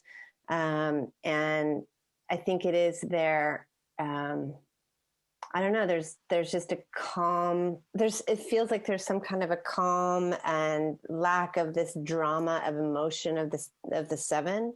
And when I go to that place, it's my real happy place. When I go down that line for myself, I love that. And having said that, I gotta go. I'm so sorry. So I love you guys. Thanks for having me. I apologize. Yes. Thank you. There was a question from Patricia, and she said, in what way is the positive social 6 more like the 7 than the 7? Question mark. They're not more like the 7. It's a common mistyping because of what I said earlier, actually, that the social is people oriented, and usually they're ENFP or ESFP, and they're moving out towards people and they feel like they need to hide their emotional nature. And so they go and do with others, and they try to be positive, and they don't like to go into their negative fears and feelings, but they're always talking about managing them. So it's something where the 6, because the core fear is of being fearful, so being afraid to be afraid, means they don't see that fear is motivating their preparation, motivating who they're with, motivating who they avoid, motivating the way they group or they do or don't say something. But yeah, the extroverted social 6 always identifies with 7 if they're an ENFP or ESFP. They just have to look a little further. And because their defense strategy is meant to not see they're afraid, it's hard for them to see. And this happens with all 3 types that are the primary types. So if you have a 3, they'll recognize that there are 3 because they know that they personally want success, that they're driving to achieve and accomplish, and they'll get it. It'll be easier for them, but they have trouble understanding their wings or their lines of connection or their tritype for the same reason the 6 and 9 do. It's just the languaging is so easy for the 3 and the 3 to recognize it. But like the social 6 might identify with the 3. And they've learned growing up that you must be a success. You must get things done. So they take those family values and think, oh, I'm that.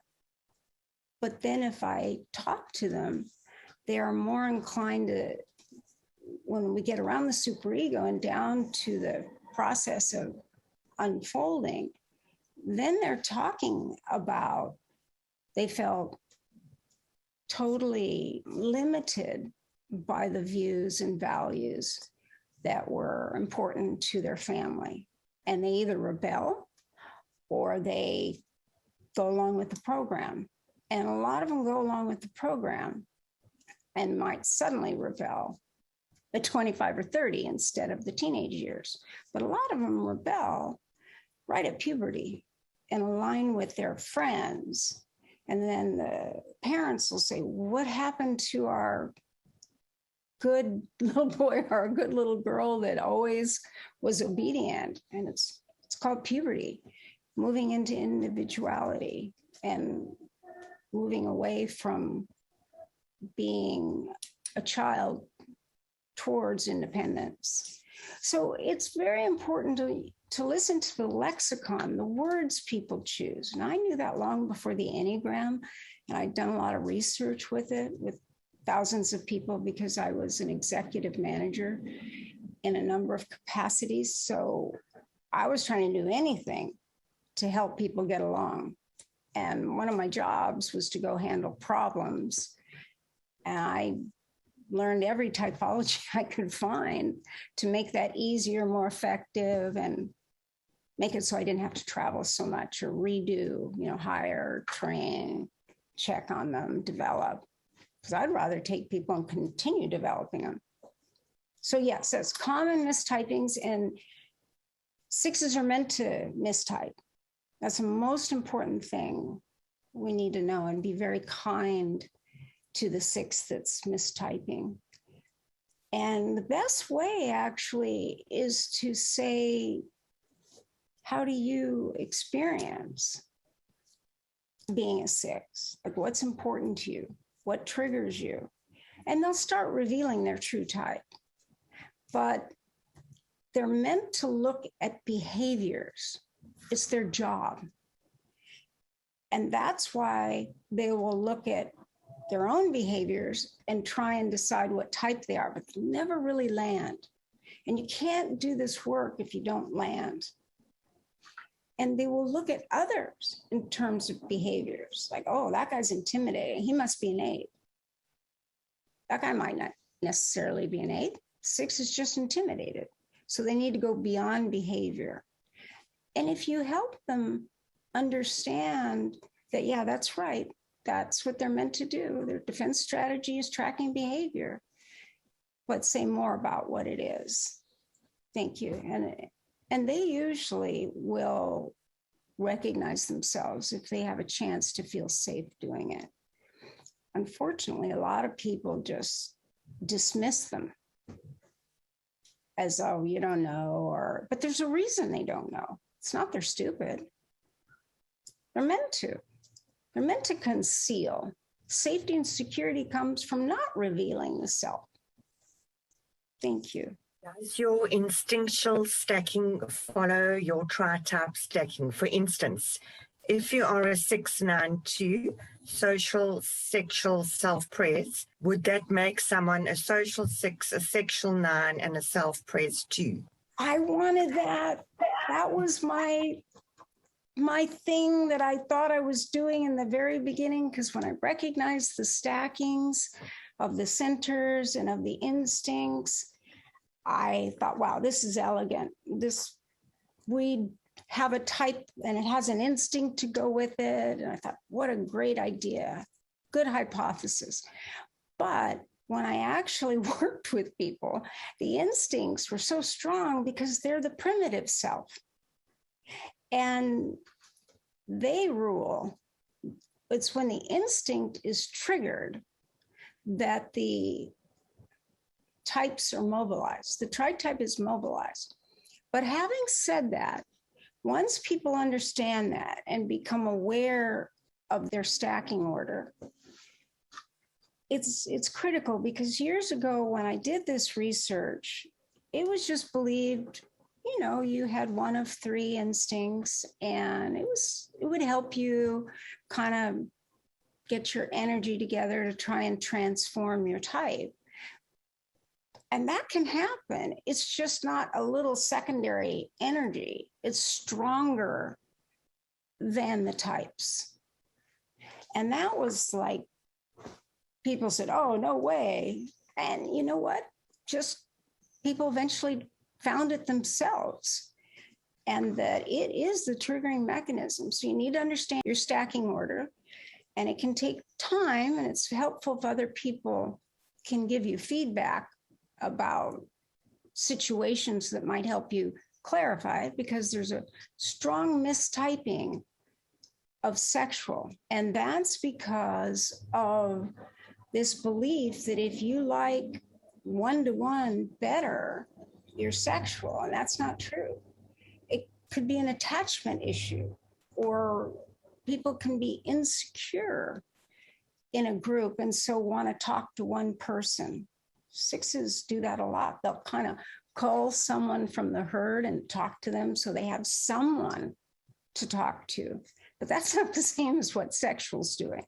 Sexual is looking for the energy that captures them.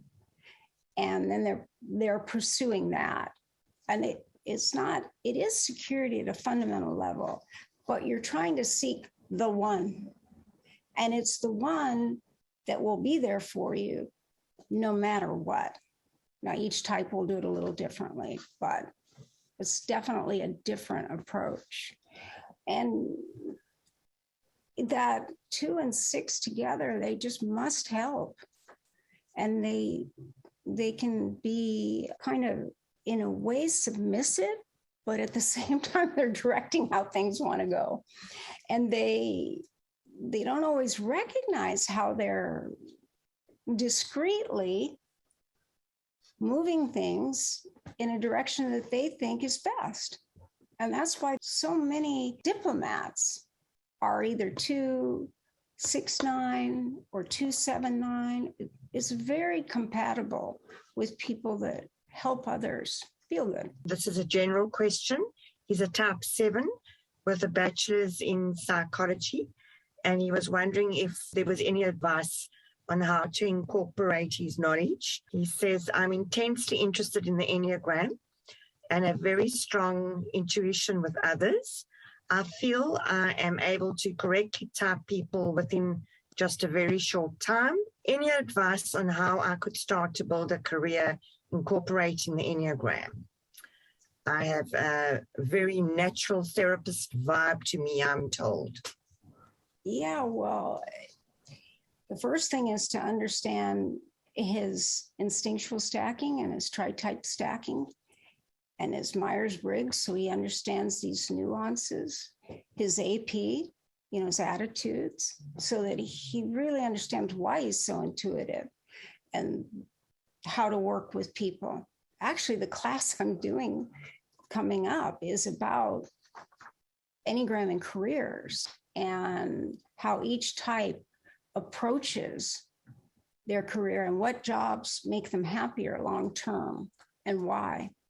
But yeah, I think just marshaling, since he's intensely interested in the Enneagram, is understanding the different views, because there are 4 different disseminations of the Enneagram. And if he knows each one of them, then he'll have the universal knowledge to help him work with people. But yeah, he would need a personal session on that. Thank you. Okay. Any questions from those that are still here? Okay, Zoe. Yeah, I had a question about 3 fraudulence versus 7 fraudulence. I know like when disseminating all the information, 3 and 7 got confused a lot. And I wanted to know how can you tell between a 3 way of fraudulence, because I know it's a bit more professional, and 7, which is a bit more, how do I put this in the right way? A bit more suave, from what I observed. And kid 7s also mistype as 3s a lot due to the misinformation that's been going around with 3 versus 7. And the self-pres 7 that has 3 in the tritype that has built a business from the ground up will identify with 3 at first, just to throw that out. It's a particular combination. But when they understand the dimensions of 7, they get it. But again, the shallow definition is that the 7s are just that they can't get anything done and do things that are really structurally important. And that's not true. Sevens are very hardworking if it's something they want to do. In fact, they'll overwork. But the difference is 7 is really fraudulent when they're kind of like the flim flam man. Hey, this is going to make you feel great. Buy this water, and boy, that pain you've always had, it'll be gone. But it's like uplifting the way they're doing it. They're fraudulence. Whereas the 3, you feel the rigidity, you feel the structure that they have, and it's organized in a specific way. And whatever they do, they're going to kind of say it or do it in the way that is their formula. Whereas the 7's formula is more spontaneous, with the driving energy being to, let's uplift this. If they're wanting you to believe something that is not quite true, but it gets them out of trouble, then they're going to be really good about doing it. Whereas the 3 is better at like concealing, deception, self-deception. 7's better at just turning it into something, oh, no, it's not that, it's this. And so they engage you in a different way. It feels different energetically. There's movement with the 7. Even the body moves in a sinuous manner. And whereas the 3, it's like, okay, you got it. You got to do this. There's a very different energy. Anything you want to add, Zeke? Why don't you guys answer that? The difference between 3 and 7. Oh, fraudulence. Yeah, that's a big one. I know if I could do it, I could be like a really good scheming, con artist. But obviously I use my powers for good, or I try to. But yeah, I think it's the ability to know what can put somebody in a good place. And whether you want to use that for whatever reason is up to you. But I think I just instantly know what works because I spent my whole life doing it. So I know what's going to make somebody else feel a certain way, especially if it's a positive emotion. Yeah. Yeah, the 7s and 2s and some 3s, but especially the 7s and 2s make great confidence con men if they're sexual, where they can just mirror what someone wants, and then they're unethically siphoning off money and what have you. You just see it with the 7 and the 2 the most. And all the TV portrayals are usually of people that have 7 and 2, because Hollywood kind of knows the archetypes. And yes, they've been introduced to the Enneagram, but it's the shallow Enneagram. I don't know what else to call it, because it was the incomplete Enneagram. So they don't really understand the nuances of the arc of the character, but they do understand the archetypes. So that's great. Thank you. I tried to address the fraudulence by what we don't say when we're 7s and how they avoid. But yes, they sell a dream. How would you say it, Steph? I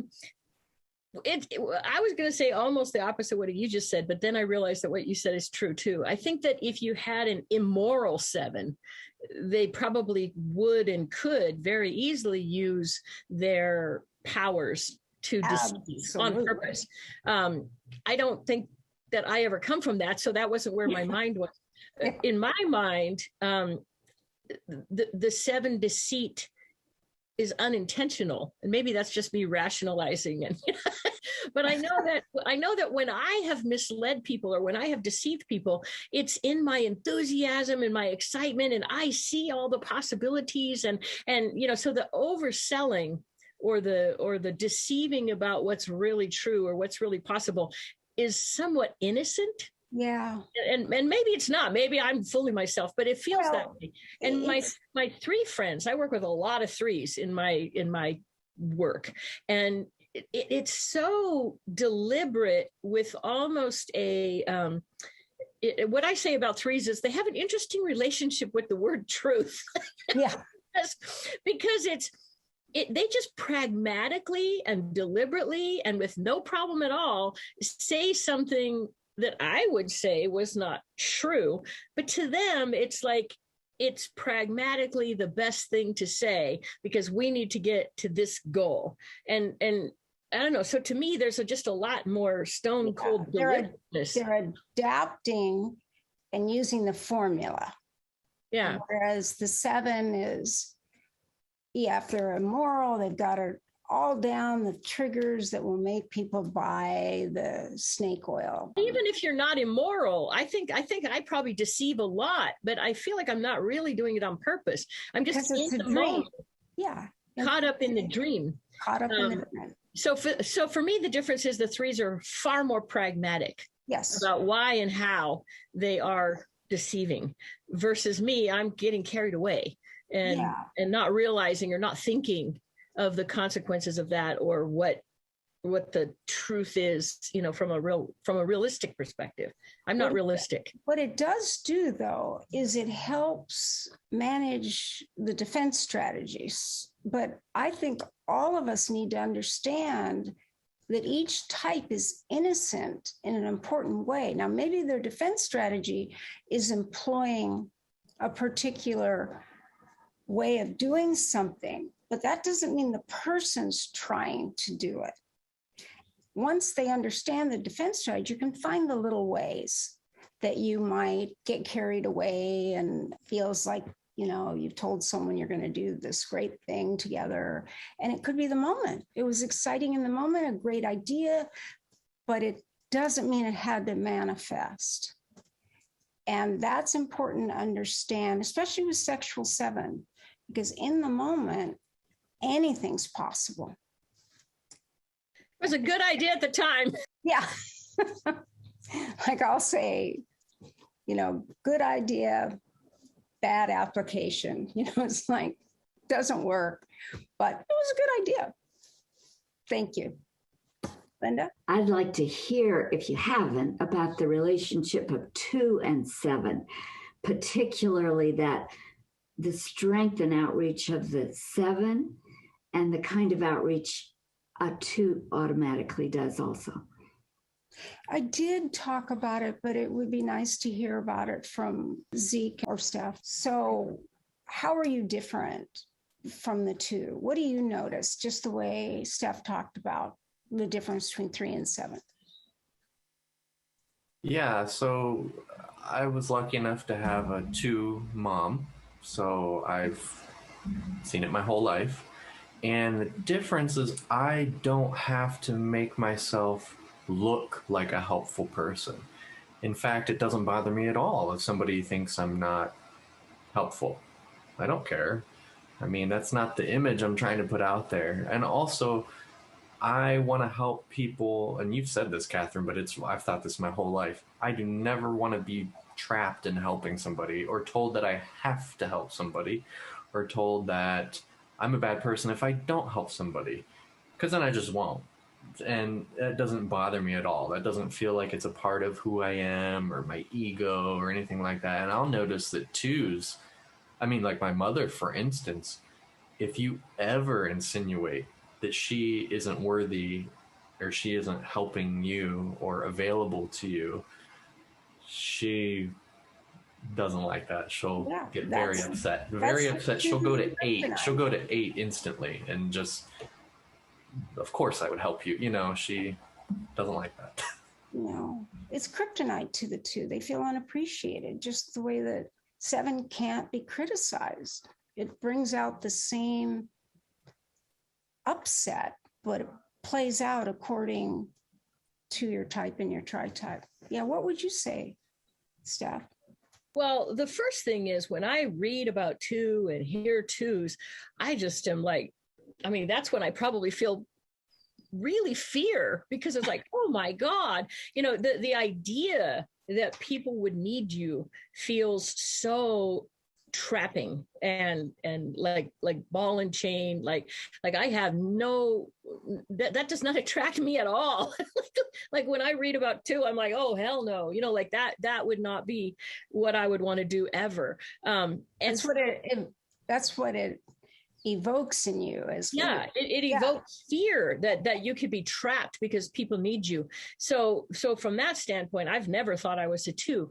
And I already articulated, Linda, so you can listen to the tape, but the idea of not going and looking for the need, but if the need is there, and especially if it contains suffering, then I can't help but to do something about it.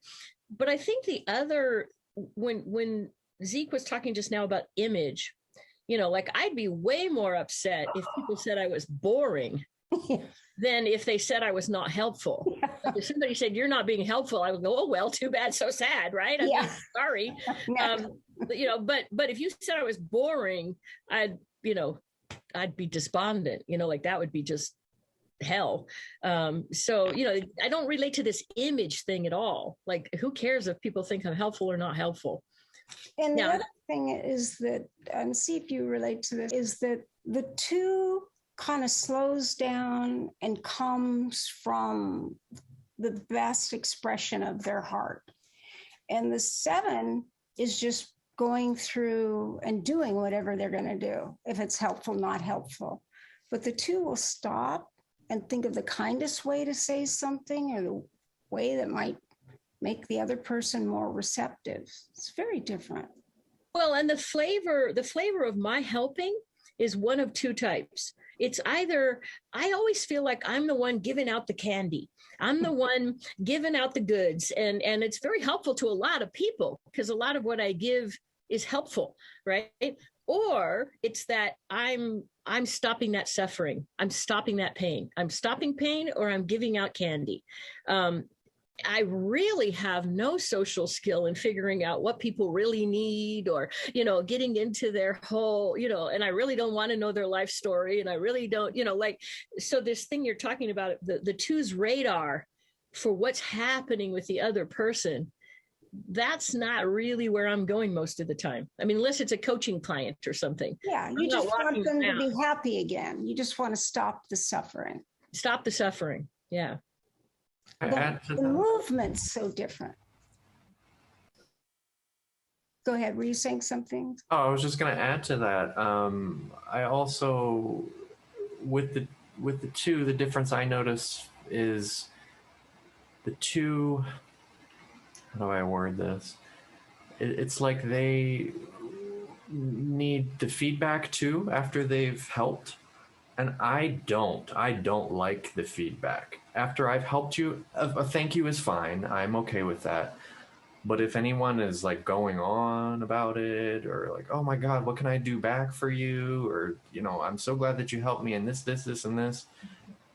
I don't like that. And that's amplified by your Tritype too. It does feel creepy. It feels manipulating. It feels like, what do you want from me? And feels limiting. But the 2 is just trying to mirror and pair up, unless they're unawake and they're just trying to fill their need. And sometimes I want to do it anonymously as well. Yeah. And then I can see that person be happy for whatever the thing was, and then it can be done after it's over. There doesn't have to be that exchange. Yeah, it's a great way of saying it. Okay, thank you. Really, really appreciate your involvement.